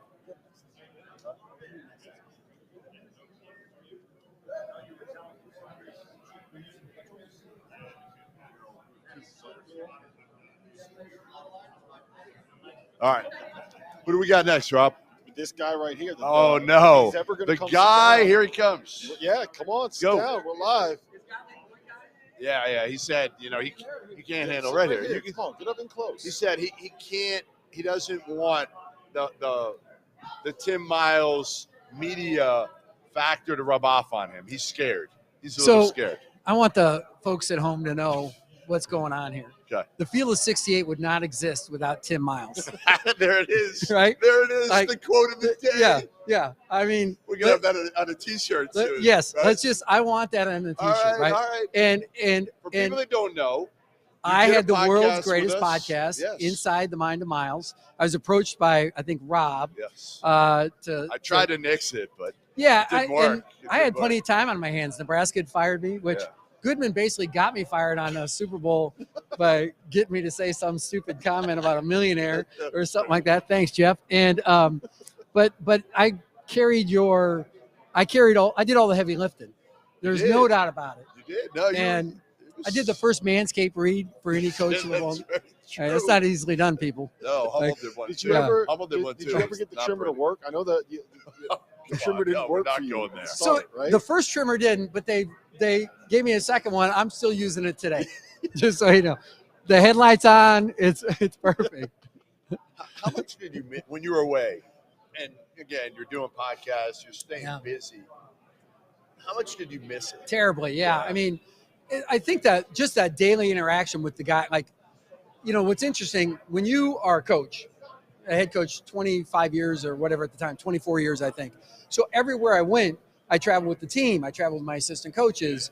And then I became a media guy, and you travel everywhere alone. You got no team. Right? Yeah, Right. you got no Right. team, I mean, right? he's a horrible teammate, too. Yeah. So. Yeah, I mean, I get a text on occasion, but that's it, right? I mean, attaboy. And so, but it's way different, right? And just that every day trying to, get people collectively better, you just don't have, right? Now, when we were doing the podcast, especially Inside the Mind of Miles, I also did one with CJ Moore, if the Athletic the year before. That was really cool because, like, we never talked basketball. Is that Robbie Hummel Hummel's just accosted you? The shocking part, the most shocking part of that is you caught that. Well, because Hummel's never passed the ball. Exactly. Like that was an actual pass. Good job, Hummel. So the podcast, we never talked basketball. We talked about your journey. Now, how did you get to where you are? And I think that's kind of the cool part, because we all have such a unique journey, right? You guys have been multiple media outlets, started as one guy, you're now another guy, and coaches are the same way. How much, again, you take over a San Jose State program that we know is one of the toughest programs probably in the entire country. Year one was tough. Well, more money would help, or any money would help. I mean, so. Listen, I lost in the blackjack I'll bet. game. I'm not even going to pretend to reach after what happened last night. The dealer just lit up when you showed up. I'm sure. Pretty much. You get it going in year two, probably beyond what even you thought you were going to be able to do that quickly. And you've said NIL's real right now, and you have kind of the haves and the have-nots. And we're not trying to be a have. How difficult? It's difficult, because here's one thing. The last time San Jose won 21 games, I was in junior high and I wrestled. Basketball wasn't even really a part of my life outside of a playground at recess, And so, when you go back, you say, okay, why have we languished this long? What it is. And one is, I think that last year we had a particular older team, a very athletic team. We lost a star. Yeah, we had the Mountain West Player of the Year. If you want to be the Mountain West Coach of the Year, get the Mountain West Player of the Year. That helps. That's how you do it. That's what I know. Easy blueprint there, right? Yeah. And so we lose Omari Moore to the NBA. Yeah. We have our starting center led the Mountain West block shots, go to Power 5, and then we graduated a kid, right? And the people we brought in we brought 7 freshmen in. Did you really brought 7? Nobody else is doing this. Nobody else is doing this. So. I mean, I hope we're you have a slow, long contract. we're young, we're Tim, skinny. You got a long contract? But we get tired quick. So, right.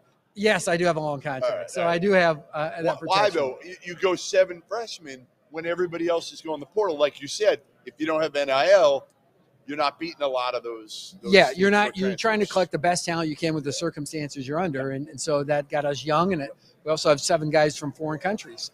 And, you just try and figure out, okay, how can I put this together? I know right? I imagine all these like European guys coming in, and the first experience that they have when it comes to American basketball is being coached by Tim Miles. I mean, they have such skewed perspective. The life conversation. It's a lifelong experience for them. That's they get to carry that around the rest of their lives, good, bad, and otherwise.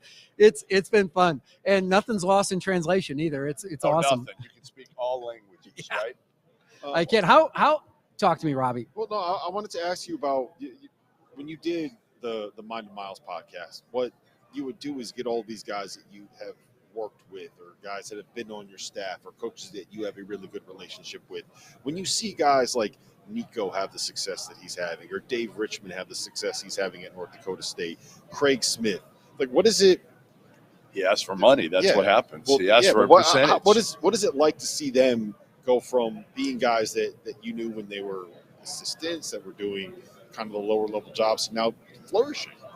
It's awesome. I'm happy for them and their families, first of all. Second of all, it tells me like, hey, I must hire okay. I might have that down. 8 different guys that have worked for me have been Division I head coaches. And for a guy with no pedigree, right? Grew up in a little town. NAI, is where I started coaching, stuff like that. Just kind of made your own way. But I just think it tells you about, one, recognizing and trying to empower guys, too, to make sure, like, when guys work for me, I think that they can make the job whatever they want it to be. You can do as much or as little as you want. I'm not going to sit here and micromanage you. And I think guys really enjoy that. But they also find themselves. And as you find that kind of independence, it allows you, I think, a little easier to go on and be a head coach. And I want that. I want guys that want to be a head coach. I want guys that really aspire for that.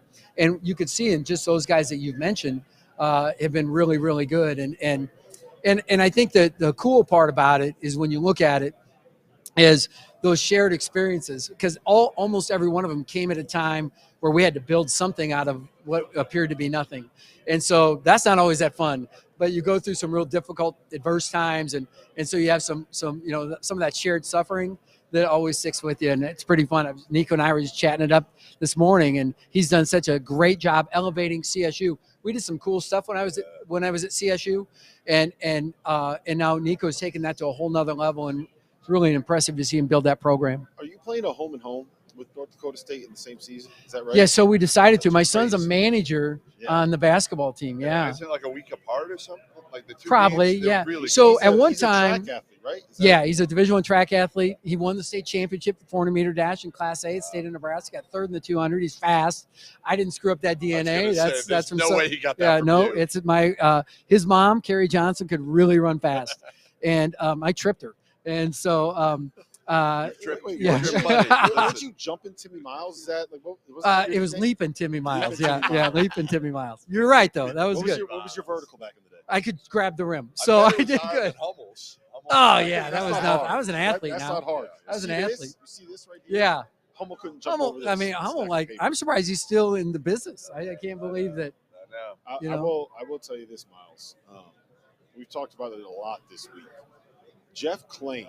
Here we go. Jeff claims that he can dunk a basketball and he can throw a football 65 yards. Right now. Okay. Well, okay, yeah. So you I'd be catch a happy to throw flyer football downwind. 35 yards. You know, today. one of those. What do they call them in the Northeast in Connecticut? I need the wind behind yeah, me. That's exactly. right. I need that. Yeah, it's an I Alberta didn't tell Clipper in that. North Dakota, right? I didn't tell him that. Yeah. Yeah. So we need that first of all, and I know what ACL do you want to bust trying to dunk it? I mean, what are you doing? You want an Achilles? I just hit the back. You're not Chris Mack? You're not Chris Mack? No. True story. I forget where we were, but he was like, yeah, we were in Chicago. It was the Hall of Fame thing. He wanted to bet me he taps me on the shoulder. $100 He goes, hey Rob, watch this, and walks over and puts everything into it, and is just able to get the tip of his middle finger I just to screwed clap up the foam on the bottom of the backboard. And I've never, And he counted that? ever seen anybody so proud. Counts? It counts. At my Absolutely. age? Damn right. It counts. And how's your daughter doing at IU? She's right? good. Yeah, everything's good. Everything's good. She called me a couple times today. She obviously She got media credentials I yet? don't work. No, everybody's known that forever. All right, I mean, fine, okay. Can't hit a moving target. I mean, why do you think I've had 6 college jobs? I think there's like 3 guys active that have had 6 college jobs. Alford, me, and Rich Pitino. Yeah. And we're not even counting the Celtics and the Knicks for him. I mean, I think he's had 7. You really had So- 6? 6. Wow. 6, yeah. Mayville State, Southwest Minnesota State, North Dakota State from 2 to 1, Colorado State, Nebraska, and San Jose State. So sometimes I get the mascots mixed You're up. finally out of that Midwest area.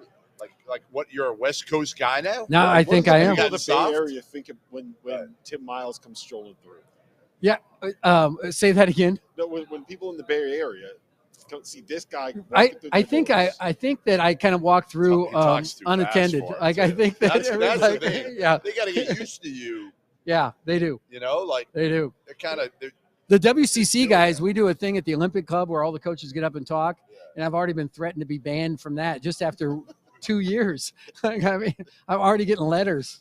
Are you still a Coors Light guy, or is it now like? I'm all absolutely a Napa Valley? Valley? Coors Light guy, tell this but story to but the hey, on the air, but because there's some red wine that is to be had up there. Dauster tells everybody this. The first time he met you. First time I met you. You guys wouldn't shut up in the lobby of whatever hotel it was. No, but here's the thing: we're walking through the lobby of the hotel. Final Four, At the NCAA Final Four. I was going up to be with Saul Phillips and Dave Richmond. Yeah, and I want to Yeah. say we were in. It was Dallas. I think it was 2014. And we're just sitting there at one of the tables in the hotel lobby, and it's me, it's Goodman, Borsello's there, Norlander's probably there. I think TJ Otzelberger's, a couple of the coaches. And you come walking through with a backpack on. Loaded. The backpack on the table, and we're just sitting there like having a conversation, and your backpack starts leaking. And you pick it up, and it starts dripping. You're like, Tim, your backpack. Not like little. 6-pack of Coors Light on ice. Is what it was. He's got gutter on ice. I did. In the back. I didn't like that backpack. I was tired of that backpack. You needed a double backpack. Yeah, I mean, it was You know, like it that was was a just a rookie little move. too small. That was a rookie. Yeah, You need like it a had been in doobie. enough. You know how you stick it under the seat and the You know seat what in the front of you. problem was? You got like the $9.99 backpack. Yeah, I got right? the. I forget where I was even coaching back then. I think it was Could afford a CSU real or wherever it It was. was Colorado State. Colorado you know State. what? You might have just gotten Nebraska. I had not yet been That's- 2 Yeah. That's Yeah. why you were. That's why you were celebrating. That's why you were celebrating. You had to get. You went classy. with That was Coors it. Light. Yeah, that's what it was. Saul Phillips called me 2 Timmy, and I'm like, okay, let's go have some beers. That's a good one. So your team this year, you said all the freshmen. who can we expect? I mean, you're not having another Mari. Yeah, so our strength of our team is going to be our veteran guys. You know, Alvaro Cardenas, Trey Anderson are here, Rob Viola, Tibet Gorner. You know, as some of our newcomers at Drame and everybody moves forward, you know, that'll take some time. DJ Sykes are all guys that can really, I think they could be in our rotation today. But, you know, a lot of stuff's going to have to go right for us. We're going to have to stay healthy, you know, listen to coach, make some shots. How many of the freshmen do you think you'll play this year? A whole bunch of them are going to get chances. Yeah. It's just, you know, the hard part for a young guy is sustaining that your fitness and your training and the day-to-day grind, and it's so different. Well, you're playing against older guys, 5-year-old, yeah, right? I mean, college basketball. You know, now we're 2 years into the COVID year, but we're still older than we've ever been, and you know, this year and one more. Yep, this year and one more. I can't wait till it's over. Yeah, I'm with you. Is that wrong to say? Nope. Right? I mean, it's honestly. I can't wait till we get a salary cap, so we know what we can pay. Right. I don't think we're getting one of those. Yeah. Well, I can't wait till our league becomes even a more interesting league. You know, our commission's here. I just saw her walk by. Right. Who knows? It's going to be fascinating to see what happens with the Mountain West. Yeah. I don't know. You're right. I mean, obviously, we've seen. We were at Pac-12 Media Day yesterday. What do you guys think of that? What do you think about? It's awful. I hate it. It's two teams in the ACC. I think it's terrible. Right. I mean, what do we do? Stanford. You know? I wish we'd get back to some level of regionality. Yes. People, the common theme among a lot of the coaches I've said, you know, and it's not going to happen. Basketball coaches is let football do their thing. Yeah. Right. Let them be their Champions League, and then play worldwide, do the thing. You know, people don't remember this, but the Mountain West was created by a bloated WAC, a 16-team WAC that wasn't working. It was all over from from Louisiana, I think, or maybe even further east, all the way to Hawaii. Wasn't working. The 9 teams that busted away, Utah, BYU, the Front Range teams, New Mexico, UNLV. Well, they're not Colorado State Air Force, Wyoming, I think became a 9-team Mountain West League before Boise. TCU came in a little bit later. I don't think they were in that WAC, but it formed a really good league. But that's what it did. Those bloated leagues, certain elements are going to – I just think we're going back to that. It's just – it's too many teams. You don't get the double round robin. There's no regionality to it. And the fact that it's basically TV viewership. It's TV numbers is the reason why the pinnacle of West Coast basketball no longer exists. No, it's hard. You know, it's really hard. And I just hope we get back to that. I hope that we have regional rivalries. I remember just even in a 16-team Big Ten when I was a coach in Nebraska, we played Iowa one year on January 3rd. The next time we played them, it was 14 months later. So it was January 3rd, 2015. We didn't play them again until March 4th the next year. It's crazy. That's your rival. Right. No, you play them on occasion. Again, like Arizona, UCLA, not going to happen again. You know, I mean, maybe they play again, but. Hey, why are these WCC guys walking around their uniforms? You know, there's no game today, right? I want to get that hair. Kelly, yeah. You like that hair? LePepe. Yeah, it's phenomenal. Did you do that? You know, I don't think I'm going that direction. You let it grow. What do you think? I think you could pull off a mullet. I think I'm going more your direction than I am his direction. I think you could pull off a mullet. I think that you were a guy. The Mike Gundy thing? Do I need a bit? Do I need to reinvent myself with a bit? Like a mullet? Maybe that would help you with NIL too. Honestly, I think it would fit in perfectly with the people of the Bay Area. I think just the mullet is really a big thing. How do you like living out there? I love it. Yeah, the weather's great. Yeah. And the people are really fun, and it's been great. Like in my house, you're 10 minutes, 15 minutes from anything. The Niners game. Yeah. Great restaurant to eat, whatever you want. I mean, little dive bar, you name it, and you're just kind of in the middle of everything. And work is there too, I guess. It's just about 10 minutes away. So it's cool really fun. Yeah, I've been there a couple times. It's a cool city. Hopefully you'll, Yeah, we'll get it done. We'll figure it out. You got to figure it out. I mean, I appreciate that you guys didn't struggle after I propped you up for so long in the field of 68. I'm glad to see you guys set us up struggling for along. Success. You have your coaching tree. That's what you did. And you have your podcasting tree. Right? So my question is, who is now, like the Miller boys took over for me, I think. after I left, which honestly, like I fell asleep twice listening to Arch and Sean. Like, I mean, they were just dynamic. And so who's next now? Who do we have for who we doing now? We don't. Yeah, we have Chris Mack. Right, Chris Mack, but he's we have Laval Jordan. He'll be back. Matt It's just McCall never. there's a void. We have two more. There's a void. We're trying to get a Hall of Famer. We're working on a Hall of Famer. Yeah, that'd be big. We'll see. Probably gonna have to pay that guy. They didn't pay me. Didn't matter. We paid you in alcohol. We paid you in beer. We paid you in beer. All right, all right, fellas. Thanks for having me. Good to see you. Good to see you, man. Tim Miles, we will be joined next. Don't hurt yourself. By UNLV head coach. All right, so we got Kevin Kruger coming in. Kevin Kruger's coming in. UNLV head coach Kevin Kruger coming in. It's a home game for him. A home game. How about that? Heading into his third season. Me and you differ on how good this team's going to be. No, we don't differ. Yeah, why do we differ? You hate UNLV. You are down. What's up? How are you? Good to see you. Coach, what's going on? Good to see you, man. We nice are live. Home game right here. You like the home game, or for you? Nice and easy. You can practice today. That's why you like it. We did. Took the day off? Yeah. We actually recruited yesterday. Did you? Yeah, which, wouldn't have been able to do for a travel. You got some recruiting coming up here, right? There's something later this border, week. Or I don't know what I am or not allowed to I think you comment say on, but yeah, Border League. Which I don't think anybody's going to give you. You never know these. You never know. That's exactly right. We usually just stay. How you doing?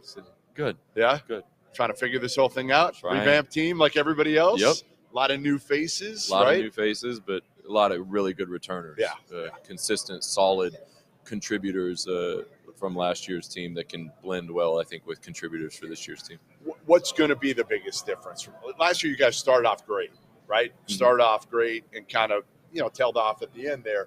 How do you get that momentum back this year, and maybe what's going to be the biggest difference in kind of how you play?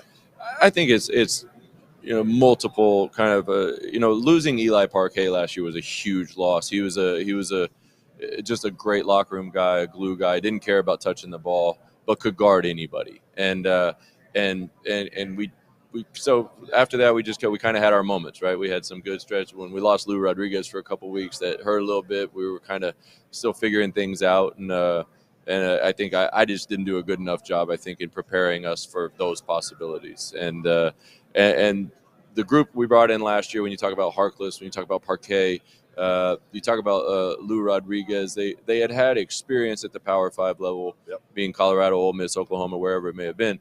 But I think this year's group, as great as they were as a group last year, this year's group also has that, but also had a little more experience.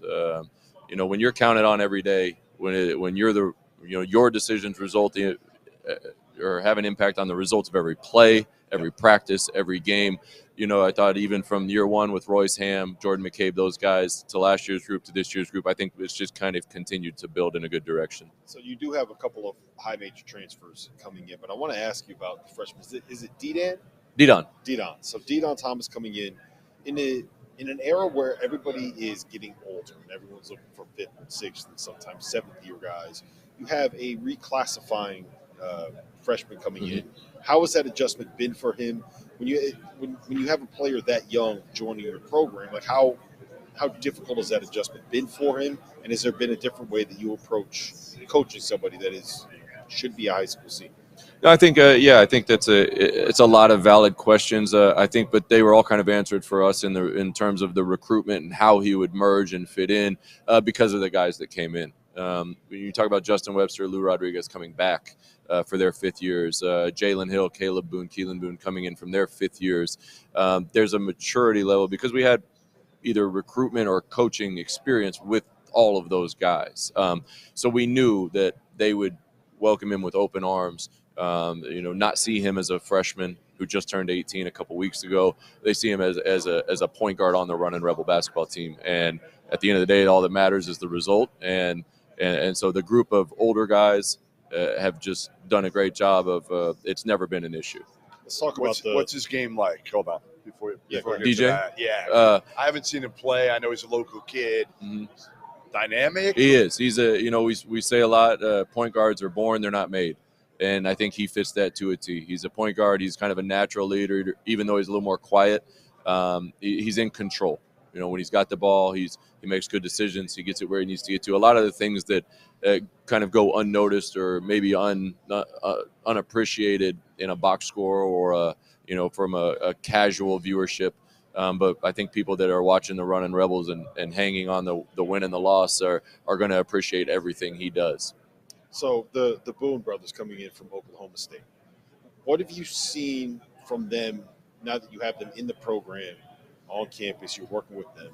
What have you seen from them that you maybe didn't necessarily expect from based off what you saw in film, what you saw when they were at their previous stops? Yeah, I think with the Boone twins, the first thing that kind of sticks out to you is the length. It's one of those things that if it's impossible to prepare for if you don't have when you're going up against a team with length and their versatility, their mobility. Even though Keelan's a little more perimeter based, Caleb's a little more in the post. Caleb's. I heard somebody mention not too long ago. I think he's going to go down. He's either 1, 2, 3, somewhere in there in all-time field goal percentage at Oklahoma State, and that's a pretty good list to be on with some of the guys they've had there. And Keelan, of course, shot at above 40% from three. So you've got a little bit of even though they're twins, they're a little bit different in how they get the job done, but both extremely efficient. Shot makers, great with the ball in their hands, low turnover, and that's what we need. How's your dad doing? He's doing well. Yeah. He's having fun right now. It's funny. I mean, all the coaches that have left the game over the last 5 years, and I miss them. I miss seeing them. I mean, listen, there are very few. You know this in the sport. There are very few people you can say, like, I've never heard a bad word about that person. Like, that's your dad. That's your dad, which is remarkable because, like when you do it at a high level, what do? Yeah. They kill you, right? Yeah. Like somebody's going to kill you for something. Yeah. But your dad, like, just the way he always kind of carried himself, the way he dealt with people, everything. Yeah. As class as it gets. So on the golf course, yep. You or him? Who wins? Okay, so he's got getting more time in his hands. He's getting a little older. Okay. So I have been able to get him from time to time, but the Vegas odds would probably not have me favored Really? He's if good? we were to play. Is he good? He's really good. Plays all the time? He plays frequently. Yeah, they live on a course, and he's able to get out there and play. But if you ever play with him, just know you better play fast. Really? He's fast. He plays fast. Wow. It's also easy to play fast when you know where your ball is going to be every single time. I don't play fast. I do not play fast. Yeah. How much is he around now? He's around a lot. He's around practice, a bunch. How much do you use him? I mean, you should as a sounding board, right? I do. I use him a lot, and a lot of times it's for non-basketball part of coaching. You hear a lot of college basketball coaches talk about, coaching is a very small piece of the pie in the college landscape, and there's some truth to that. And so he helps me a lot in that. I can call and ask him about this happened. Is this something I need to be a little more, assertive on, or is this bothering me too much? Am I being too sensitive? Things like that, and he helps a lot in that regard. But I've also got our staff. I think is a home run staff across the board. So they're the guys that are there every day. They're in the locker room. They're in the meeting. They're in the film room. So when it comes to the basketball side, of course, I always take his opinion. But the staff is also there for a reason. Does he feel like he got out at the right time? He does. Watching everything. He does. I would think, right? Like, see, I personally think he would have done even better in the days of NIL. Because he can adapt. Yeah, because you know what? Everybody loves him. Everyone loves him. Right. He's fair and he's honest. Yes. And, I think, who knows, some of the recruiting battles might have ended differently. Maybe, yeah. Yeah, it's interesting way to look at it. You're right. UNLV is a story program. Mm-hmm. It has a pedigree. It has a history. It has some of the most memorable teams in college basketball. Also hasn't been to the NCAA tournament since 2013. Yeah. I think it's fair to say that you have the talent to be able to make a run.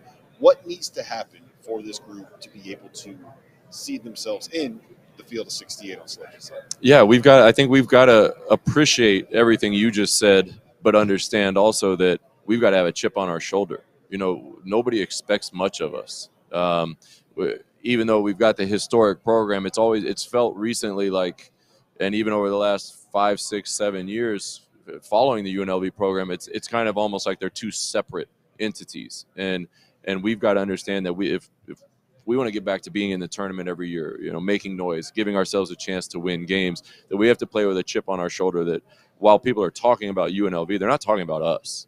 They're talking about the teams in the past and the way it used to be and what it was like way back when. And we've got to play with kind of a healthy anger and a chip on our shoulder. Of course, pick your cliche, but we've got to work to get back to that point. So when they talk about UNLV basketball, they're talking about all of us again, instead of, well, this team did this team did this team did this. And then, as you mentioned, we haven't been since 2013. That's a long time. But we've got to understand how hard and appreciate how hard it is to win college basketball games, how underappreciated the Mountain West is, and how hard it is to win basketball games in the Mountain West, sending 4 teams each of the last 2, and I believe it'll be 4 or 5 again this year. The league needs UNLV. Yeah, let's face it. Doesn't right? hurt. We It know doesn't that. hurt. It's a national brand built built on what you talk about, the 30 years of greatness, and I mean, we're the 6th all-time winningest program in college basketball history. And as you mentioned, we haven't been since 2013. I mean, imagine how many games you have to win to be there.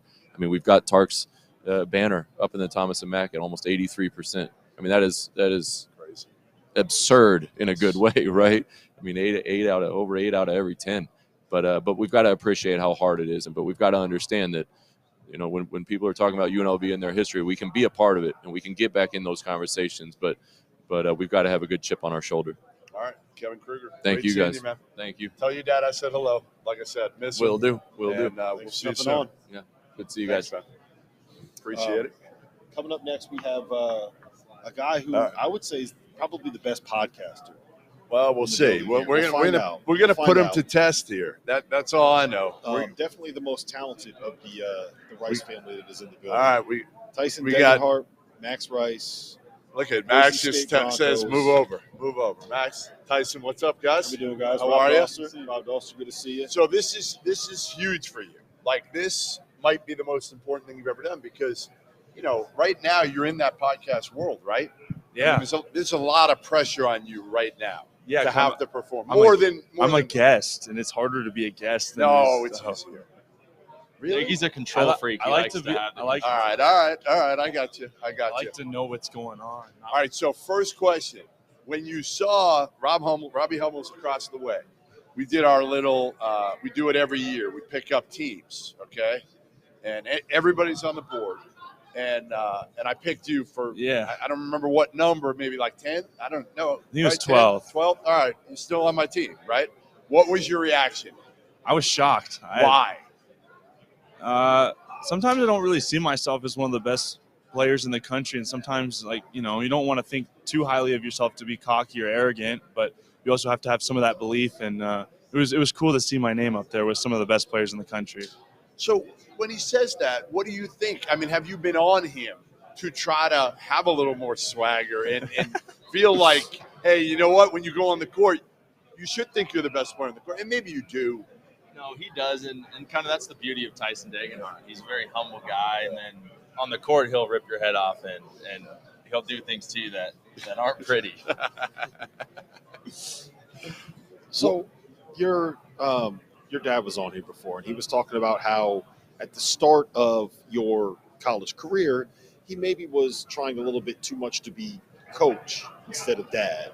And then, you go for 20 here, you have 18 here, and he's like, you know what? Maybe I should be playing him a little bit more. How difficult was it for you to kind of get used to, having to probably have to prove yourself more if you are going to be the coach's son, right? Yeah, well, I knew what I was walking into. I talked to Alford before I even came to Boise State. I talked to his son and all that. And he let me know it's going to be the hardest thing you ever did, but also the best thing you ever did. So it's not like I didn't know what I was walking into. I knew it was going to be an uphill battle. I just didn't know it would take that long to really break rotation like that.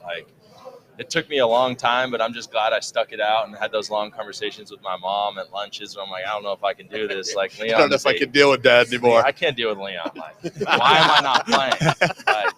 But he saw a lot of the journey. It just took me a while to break through, and then I finally did it, and it was all worth it. Why was it? When you broke through, what was it? I think the biggest thing was just health, honestly.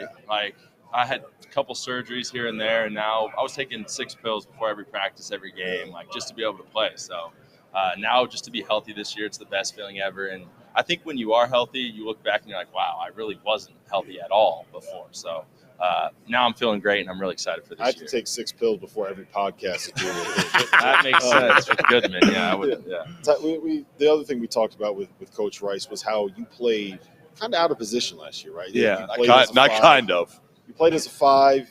You didn't really complain about it, but you were kind of like, Coach, you know, I wouldn't mind if you went out and, you know, maybe got a center in here so I can slide back over.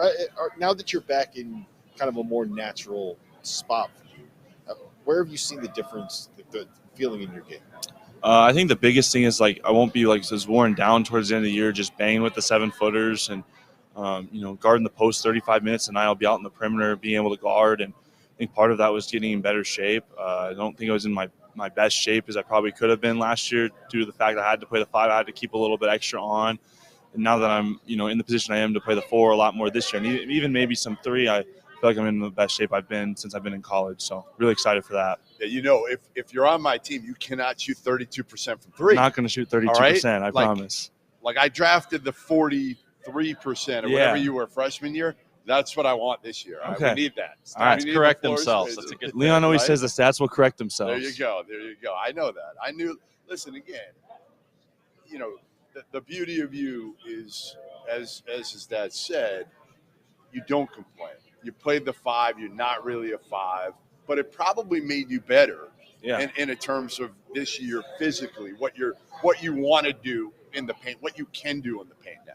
Absolutely. I think, you know, you saw a real increase in my field goal percentage. Even with my 3-point percentage going down, that means my 2-point had to have gone up. And I really worked on the post game because I knew it was going to be effective, even with the taller guys on me. And I think that's something I'll bring from last year into this year as well. I'm going to steal this question from Jeff because he asked it to a couple guys yesterday. I want you guys to break down the best part of each other's games. Max, I want you to talk about Tyson. Tyson, I want you to break down Max. What is the best thing that he does and the best place you've seen growth from him this offseason? Yeah, I'll go first. I think the best part about Daggy is just not only like what he does on the court, but his leadership skills. Like, it's honestly something I've been working towards just from seeing Daggy day in, day out.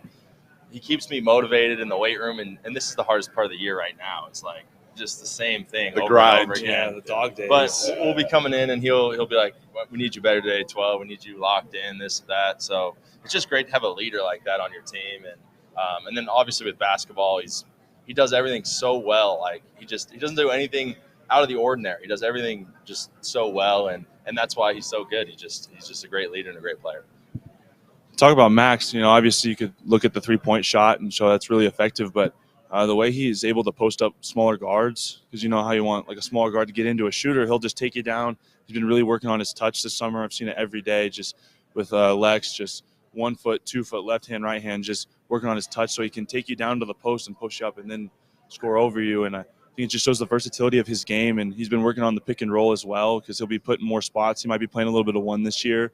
Just be able to, you know, facilitate in the pick and roll is going to be great for him. So your dad calls you 12? Yes. And you call him mostly Coach? Leon. You do? Yeah, Leon. Just Leon. The whole time? I called him Dad one time in a game, and like it just didn't feel right. It just didn't come off the tongue. I'm like, dudes were looking at me weird and stuff. So I was like, all right, I'm just going to call Leon from now on. And give me your favorite story of playing for him, or just being around him as a player. Like, well, I mean, he's kind of on my bad side right now just because of some of the media stuff we did earlier. He's really hurting my professional stock. What's he saying? He told the Mountain West Maine guy on live that I have osteoporosis. They told us that too. You have no Why idea would you what say that is. Like now, all these teams are going to go look into my history of my body, and they're going to make sure he has a medical check. That's it. Your career's over. Now I got to get into coaching like 10 years before I thought I had. I feel like now, right, that might have solidified, you know, you now if you want to be a GA or something, you got to go to Spokane. I'm going right? To, yeah, for it's Pewee, over. for Like, Pewee. we should just say it now. Like, get it done. I don't think he knows graduates can transfer whenever they want. Oh, that's true. Oh, you can go. Pewee, yeah. If someone gets hurt or something, You're out. I'll jump ship. You're out. Yep. Give me your favorite story, though. Favorite story. You got one, Diggy? He's got. There's so many. Like, it blurs. will he jump him? Like, will Leon go after him in practice? I think one time maybe it was probably a combination of Burns and Leon, but there's a time when 12 was being 12, and we were supposed to do a drill where he let the pass get through, and he kept stealing it, right? And so, like, the first time it's like, whatever, like, keep the drill going, and he does it a second time, and they're getting like, come on, 12, like, let's keep the drill going. Third time they made him run the stairs. He was like, if you do that again, you're running stairs. This is like in March, like after we're in like we're in the heat of the season, like towards March. So I kept hitting the ball, and he's like, if you do that one more time, you're running the stairs. And I'm like, all right, screw it, I'm doing it. Like, because Bernie just yells at me for no reason. Really? So I hit the ball and I just ran up the stairs. And then when I got to the top, I just hid around the corner. And I let him finish the defensive drill. I didn't want to be there that day. All right. Well, listen. Last thing. Pump your podcast. Yeah, that's right. People know what it is. Podcast. Oh, yeah. So I do a show with Bronco Nation News and BJ Rains. He's just over there. It's called the Tyson Degenhart Show. We did it for the off season. Creative. It's very creative. Yeah. We did it twice a month, so every other Tuesday we had some guests like coaches on. Burns and Dury have been on. We had our athletic director Jermari Dickey on, and he hasn't even been on yet. He's on the list. He's on the list, but we'll be ahead of him. Honestly, but we've just gotten to interview some great people, and the whole point of it was to get to know people on a more personal level. Like, obviously you see people for what they are on the court and on the field, but you don't always get to know them like behind the scenes, and we want to spread awareness about how good people we have in Boise, and it's been a lot of fun because I do want to get into broadcasting later on in my life, and so it's a great start, and so we might have to get you on there one of these times. We'll do it. Listen. Thank you. Appreciate it, man. Thank Great you. Seeing you. Great seeing you guys. Thank you. Good luck this season. Thank you. And, Appreciate it. You got to make it 3 in a row, NCAA tournament. That's the Make it plan. 3. All right. Great seeing you guys. Thank you. Thanks, guys. Next up. All right, the newcomer. The newcomer This who is has like- maybe we talked about some difficult jobs. Yeah, no difficult doubt. situations. Yep. Utah State, I do believe, is one of the better Andy jobs. Sprinkle. Yeah. In the Mountain West, but this is it's not an ideal situation walking into. They do not return a single point. From Not last one season. point. That's crazy. Not a single I point. know, from that's last crazy. season. We've seen this twice in recent years. St. Bonaventure. Yeah. Last year. Yeah, they didn't And return LSU nothing. the year The before. newcomer. Sprinkle. What's Danny up? Sprinkle. How are you? What's going on, man? Good to see you. What's it like for you? Like, you're the rook. You're the rook in the conference. Like, I'll tell you everybody what. else has been here. I feel like it too. Do you? Yes, You do? I do. It's Yeah. no, Pretty it's cool though. It's been awesome. Yeah. It's been awesome. You just look at this league. I mean, you guys know it's a high major league. You got Coach Dutcher and Coach Alford, and Pitino. Like, it's all these teams that I've been watching, and I've seen these guys for a long time. Like Coach Dutcher, I love it because he was an assistant for so long, and when I was in Southern California, he was always one of those guys that it didn't matter if you're a head coach or the third assistant at Cal State Northridge. Like, he always Talk to treated you the same, and so it's been awesome. So you take over this job, and Rob just kind of reminded me. Go ahead, tell him. You don't return a single point from last No. season. It's crazy. Where do you start? How do you I start? mean, only in this era too could that happen. Right? I think it's us in New Mexico State. We each have 13 new players and basically no points, no rebounds, no assists. You brought a couple guys with you at least. We did, which will helped. help. But it was hard because April 7th we got the job, and you got to sign those guys. And you got to do it in a hurry at a high level to get guys that can compete. And we're able to, like you mentioned, bring 2 guys, Darius Brown, our point guard, who's really helped ease the transition a lot because he can help run practice too. Right. He can control the locker room. Like, he knows the drills. Yeah. And then Great Osabar, one of our big fresh, he was a sophomore last year at Montana State, but he's 6'8", 260. Physically he can handle the load of playing in this league, and he's a talented player. Do you think people? I mean, again, when you have that type of a turnover, they don't want to hear it, Logan. But no, is it a rebuilding this year? Like, do you need to kind of, I don't know, set the record straight? But it is. Hey, listen, it may take a year here because, like you said, you had to go on the portal late. Yeah. You didn't know what you're getting. Some of these you don't know what you're getting.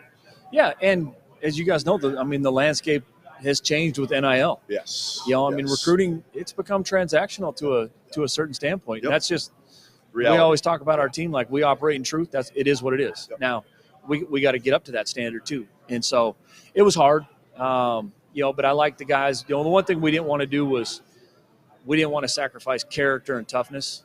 I would sacrifice some talent in the first year, even though I know you need a lot of talent to win in this league. But building the thing, I want to do it the right way. I don't want to build a team. I want to build a program. I want to build something that Stu Morrill is proud of, like guys that have, that were before me. The one thing about Utah State is that should make that easier to do is there's a pedigree there. There's a history there. You've seen the coaches that have been at the program in recent years get them to the tournament. People in Logan know what Utah State basketball should be. What have you felt from that campus, that fan base, that community since you've gotten the job? Yeah, I mean, they're the same. I'm a Steelers fan, so I know the standard is the standard. That's hey, we beat the Ravens last week, but the expectations are always high. Like the fans love it, they care. That's why I took the job. I know how passionate Cache Valley is about Aggie basketball, and that's the standard that we got to live up to. And whether we like it or not, with the landscape, like we got to find a way to get it done. And I want to make sure that we're playing the right way and a style and a brand that they're used to. We want to be disciplined. We want to take care of the basketball. And if you do those things, you're going to have a chance to win. I've actually been to a game. I know you have. I've never been there. I've been to Logan. Come on, man. I got a couple extra rooms in the year. Always welcome. I was there in the Wild Bill days. Do you remember Wild Bill? Oh, yeah. Wild Bill. I was there in the Wild Bill days. When he would do you look a little bit like he looks a little bit like Wild Bill. For the people that don't know, Wild Bill was a large gentleman. Yeah. That was in front row in the student section. And he didn't like wearing clothes. No. So sometimes he'd be wearing like Speedo. Sometimes He's awesome. He'd be going shirtless. But he was great. He was rocking it. Oh yeah, it still is. Like it's Craig Smith and Coach Odom, Coach Dury, like they did a great job. Carrying on what Coach Morrill built.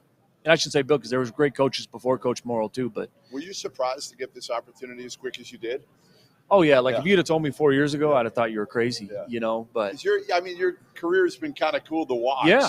Because you and I have kind of, from afar, we've talked a bunch, and to kind of watch what you did last year was remarkable. Yeah, and I think taking that program at Montana State, and it's a hard job. It is. It's a hard job, and we got lucky, got some really good players, and then you coached them up, and you get some breaks, and to have a back-to-back NCAA tournaments, and in the 3 years of playing in the Big Sky tournament, went to the championship all 3 years. It's a testament to having really good players and making the right shot at the right time. But it's been fun, and it never once felt out of place. And my first game ever as a head coach was at Utah State. Oh, really? Yeah, no they were number 17 in the country, and we took them down to the last minute. Yeah, but it was like I never felt uncomfortable being in that position. Yeah.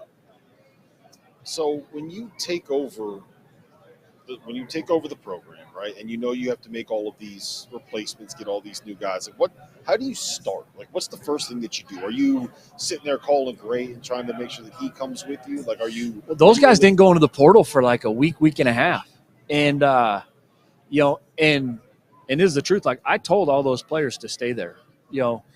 At Montana State, we'd had the best team ever coming back to Montana State. Like we would have. It would have been everything coming. Yeah, back. we had everything, and we had really good players coming in, and it would have been our best. Shouldn't say our best year, but we'd had a chance to win it again. And I wanted those guys to do that. I wanted them to do that for the community, for the fans and the alumni, the AD and the president that gave me a chance. I wasn't going to go pick off those players. Once they went into the portal, I wasn't going to let anybody else coach them. And obviously Raekwon Battle went to West Virginia, which is a great fit for him.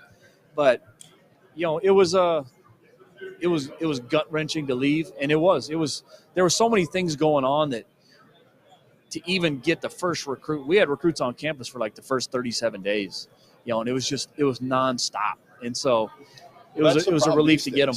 It's even harder, right? I mean, it's always been hard once you get a new job. Yeah, but now again with the portal going deeper, with NIL, you're yes. I mean, how much time have you been spending on NIL since you got this job? A lot. Right? A lot. And I need to.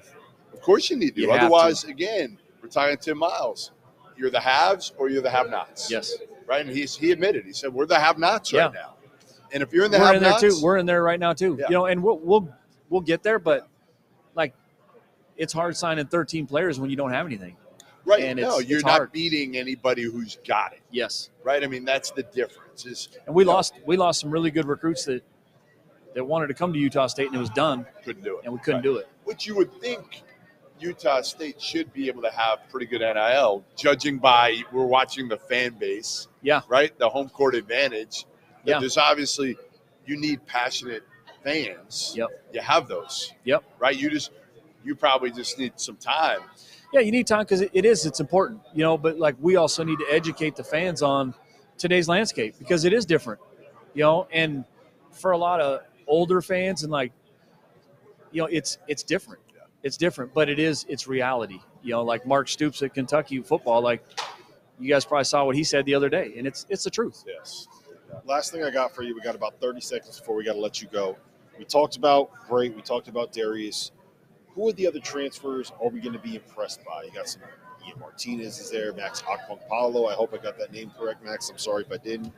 Josh Doji. Like, who's going to be the most impressive of that?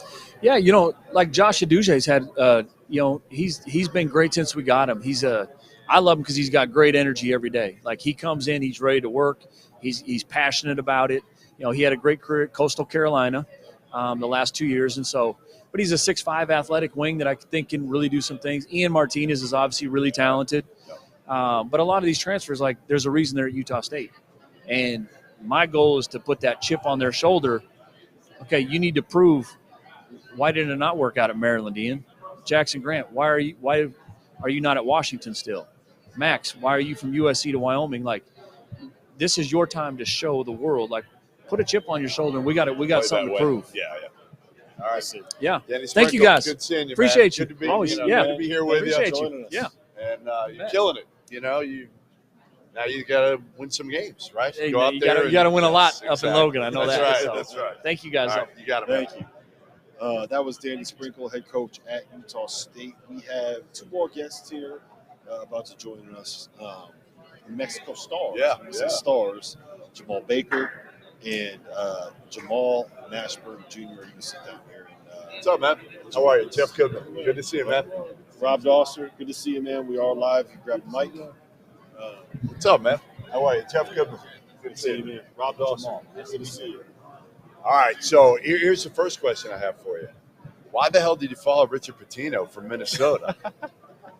Now, I've known Richard forever, so I can ask that. But different dude, right? Like, how much fun is it to play for Richard Pitino? I've been having a good time, but he's the one that followed him. Oh, right. He followed. I'm sorry.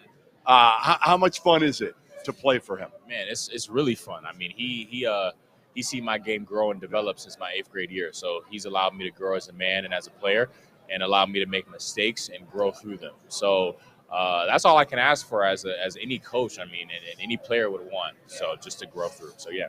What's your best Richard Pitino story? He said he kills. I think he said he kills you for being so old. He right? does. The old man jokes. He does. Kills you. Doesn't stop. Man, you got to go back at. Can you go back at him? I don't. Not yet. I mean, I can. Yeah, you I will can. eventually. Oh you yeah. will. Oh Eventually. yeah. For sure. But yeah, I get them a couple times a day for sure. do? Every practice for sure. And I got some yesterday on the way out here. Like when the car pulled up to pick us up, the Uber, there's a wheelchair right outside of it. They said they even got the wheelchair for Jamal. So I'm like, all right, see, now he tweaking. Now he tweaking. But yeah, you got a good story of. Man, I mean, He's the most sarcastic coach in the country. yes, he is. You point that out real well. He's very sarcastic, but he, man, I have so many funny stories about him. But he always jokes about how he's never seen me dunk, or how he don't think I'm really that athletic like that, and he's always saying something about that. So. Just little stuff throughout practice and, stuff throughout the games and stuff like that. But he's a funny, sarcastic dude. I mean, you know that. So, yeah, for sure. Can you dunk? Yes, I can. You did that. Have you seen it? I've seen it. Yeah, I've seen it. Not much, but I've seen it. He not claims, much. Not much. His claim to fame You have is not that done he it can in still a game dunk. yet. No. No, I have. You have. For So sure. then what's he? I had 5 dunks my sophomore year. So then what's he saying that? I don't know. He just does. He just likes to hate a little bit. He knows he's going to get under your skin. Yeah, just a little That's bit. all it is. I was good. good. So how good are you guys going to be this year? Because I think, again, early last season, you surprised a lot of people. Let's face it. Nobody, I don't think anybody saw that outside of you guys. Nobody saw that camp. And we're going to be really good. We got a really good team. The more we continue to grow our chemistry and the more we continue to gel, I mean, it's early right now. We still got a lot of things we got to get better at just leading up to November 6th. But I'm so confident in this group that we can do some special things late in March and just throughout the entire year. Yeah. Well, you had the old man too, right? Exactly. How you feeling? Year. I Healthy? agree, man. Yeah, Healthy. The healthiest I've been in years, man. I'm feeling really good. So now it's just about managing and getting treatment around the clock, and for that old man body, man, and staying healthy. For sure. I want to ask you guys about the pit, because when that place is rocking, it's as good as any environment in the country. You played there. You played in the building, right, as the road. Like, what is it like in that building when it's good? Man, it's I was explaining this previously. They're cheering on everything they're roaring about. It could be a pass to the corner, something simple, but they're yelling about it. And they're going to let you know if you're playing good, and they're going to let you know if you're not playing hard, not playing well. So they're kind of more of like a New York style like crowd of like, they're going to let you know stuff. They're going to cheer for stuff. So it's amazing, man. When the pit's rocking, it's rocking, and it's loud. We can't even hear, like we could be standing right here. We couldn't even hear each other. Like that's how loud it gets. So it's great. So we did this publication called The Almanac, right? So I talked to him for that. And one of the quotes in there, I forget, you have it written down? Yeah. Oh, basically the quote was, we weren't very good, or we don't have to be great, but we just can't suck defensively. Yes. Yeah. You hear that all the time from him now? Definitely. Yeah. Definitely. What was, but again, when you look back at last season and you look at you guys defensively, did you see it? What was the biggest reason that you guys weren't good defensively? I think everything all comes down to everybody buying into their roles and everybody accepting their roles and being all in on one specific thing.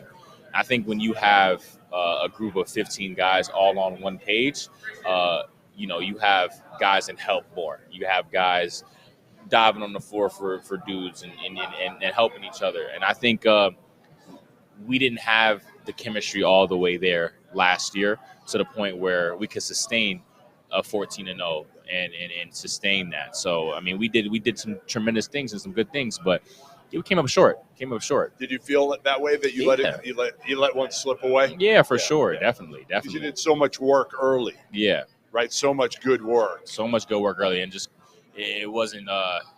We didn't have the team and the chemistry to sustain it. As simple as that. When you started losing, was that the hard part? When you started losing some games, you couldn't.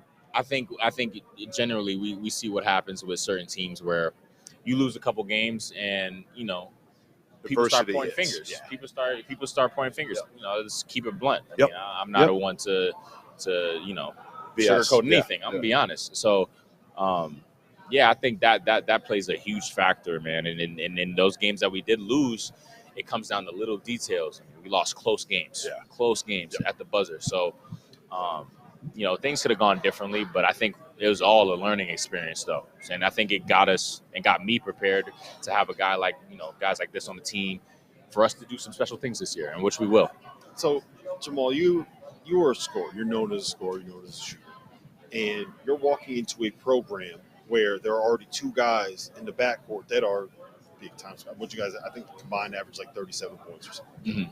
How, you mentioned the chemistry of the team. How is that dynamic work? Is it something where you guys realize a rising tide lifts all ships? Like when you step in and there's going to be a certain number of shots going to the other two guys in the backcourt, how is that dynamic work? It's fine with me. I knew that coming in. I have confidence that I do a lot of different things well to impact winning. So coming in, I knew that that House and Mash we're gonna take a lot of shots, and I'm confident that I don't have to score 15, 20 points a game to try to force myself to do that for us to have to win. And I can just come in, play a good brand of basketball, get these guys open shots, and vice versa. They give me a lot of open shots as well. And I think me being here and me being able to score if I need to, it's just going to help us be even better. when defenses focus on him, that opens it up for you. For sure. And vice versa. I mean, if I get it going and they try to key on me, it's going to be hard to key on all three of us for sure. So, I mean, it's going to be fun. All we have to do, like we said, is work on our defensive identity, and we'll be really good. Right. You guys know you can score. For sure. And your game has changed a lot over the years, 100%. right? I mean, you were known as a scorer, Yeah. right? And now your ability to pass, make people better. Mm-hmm. I mean, I think all that matured, Yeah, right? for sure. As much as anything, you've just kind of matured as you've moved Definitely. along. I know Yeah. you've moved a little bit, For right? sure. For sure. No, definitely. My game is definitely elevated. I feel like at the different situations I've been in, I've been able to show the different things in spurts, though. I feel like this year I'll be able to show everything in like overall at the same time, whether it's scoring some games, whether it's passing some games, whether it's doing all of it some games as well. I'm just excited for the opportunity to be able to showcase all of my skills and do it on the team that has the chance of winning big. We got about 30 seconds here, but I do want to ask you quickly. You both have experience, life experience in basketball. You've been in a lot of big-time programs. You played in the Big Ten. Your father obviously played at a very high level. Mm-hmm. What is it about when you got to New Mexico? Did you realize like what a basketball hotbed it was? Did you realize kind of the way that the community embraced the basketball program, or was that something that you? I didn't. Before I got here, man, the only thing that I knew about New Mexico was Breaking Bad. I'm going to be honest. That was the only thing that I knew. So when I got here and when I got to New Mexico, my dad was telling me about how similar it would be as a feel towards like a Kentucky and like how much they're all in on their basketball. And he was right. He's hit it spot on. And I think this year they're going to be even more all in as much as they were last year. I expect them to sell out even more than we did last year. So, yeah. All right. Sure. Well, listen, we appreciate you guys coming by. Thank you. Stay healthy. All right. Appreciate it. And again, listen, throw a few jabs at Patino for me. I got you. All right. Whatever you got to throw at him, attribute it to me. Whatever. Next time I hear a joke, I got you. Get me. Yeah. All right. All right. Good luck. Thanks, guys. Great seeing you. All right. Good luck this season. Safe travels. We have one more guest here from Mountain West Media Day before more coach. We switch the backdrop. Yeah, Pivot to WCC. Jeff Linder, Wyoming head coach, who dealt with It's a lot of as people many here. injuries We got a lot of people here. as anybody dealt with. What's up, Jeff? Last season. How are you? How's everything? You too. What's going on, man? Good to see you. It's only 36 degrees and winter storm warning. Is it really? It's that cold?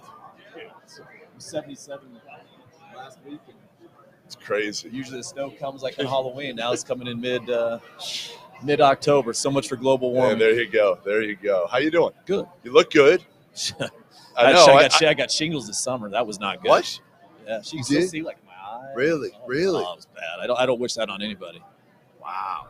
So last year we should just strike it from the books. Yeah, I mean it doesn't even exist in my mind. It's like back in the day, like with school. Remember, like those floppy disks where like you touch your fingers on it, like anything it's erased, gone. like that shit. So what? I mean, describe to me what it was like though, because you go in with. Listen, like so much. The expectations, everything's put together the right way. It had a great year the year before. You're gonna build on it, do even more, and then man, the injury bug hits like never before. It was the perfect storm. Yeah. I mean, that's what it was. I mean, it can literally every Monday from EK, which was the last scrimmage we had against Northern Colorado. So that was 1st of November until the end of the season. Each Monday I had a completely different team. I mean, it was. We had 16 different starting lineups. It was, and if you look at my starting lineups from the time that I've been in Northern Colorado, like I start one group and it never wavers. Right. And I never had a starter injury, and it was just you couldn't even make it. And again, the wrong time for it. My color guy, my radio guy has basically been in Wyoming for 52 years. Kevin McKinney, he's a Hall of Famer. He's like, I've never seen anything like this. He's like, there's things like he's seen everything. Yeah, he's seen it all. Yeah. Like, I can't even. This is like a new chapter. Unbelievable. I mean, it was. What did you like? How did you handle it mentally? I mean, obviously, nobody cares. I mean, deep down, They don't know excuses, right? Reality, But we all knew it. We all know. There's, And the fact too, I was dealing with my dad's death, and that made it even harder. But yeah, I mean, you got the highs of what everyone thought you were going to be, the expectations Through the roof. Through the roof. But I also knew too that early June, I knew we were in trouble. We're not on. Are we on right now? We've been on. We've been on. Yeah, we've been on. Then I won't go into complete details, but in terms of, I knew we were in trouble because in terms of, in college basketball is different.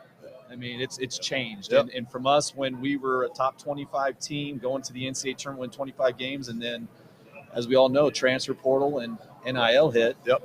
And it completely changed the face of the game, and it's not going to change. I mean, it's here to stay, and so you got to adjust. But I think the entitlement.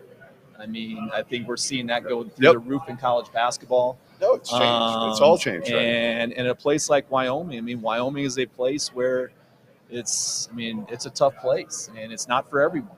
And that's the reality of college. Like, you could do everything right, and your guys are still going to leave. You could do everything wrong, and they might stay. Right. And so people talk about relationships. And yeah, it's like, they matter, but then when you get NIL involved, they don't.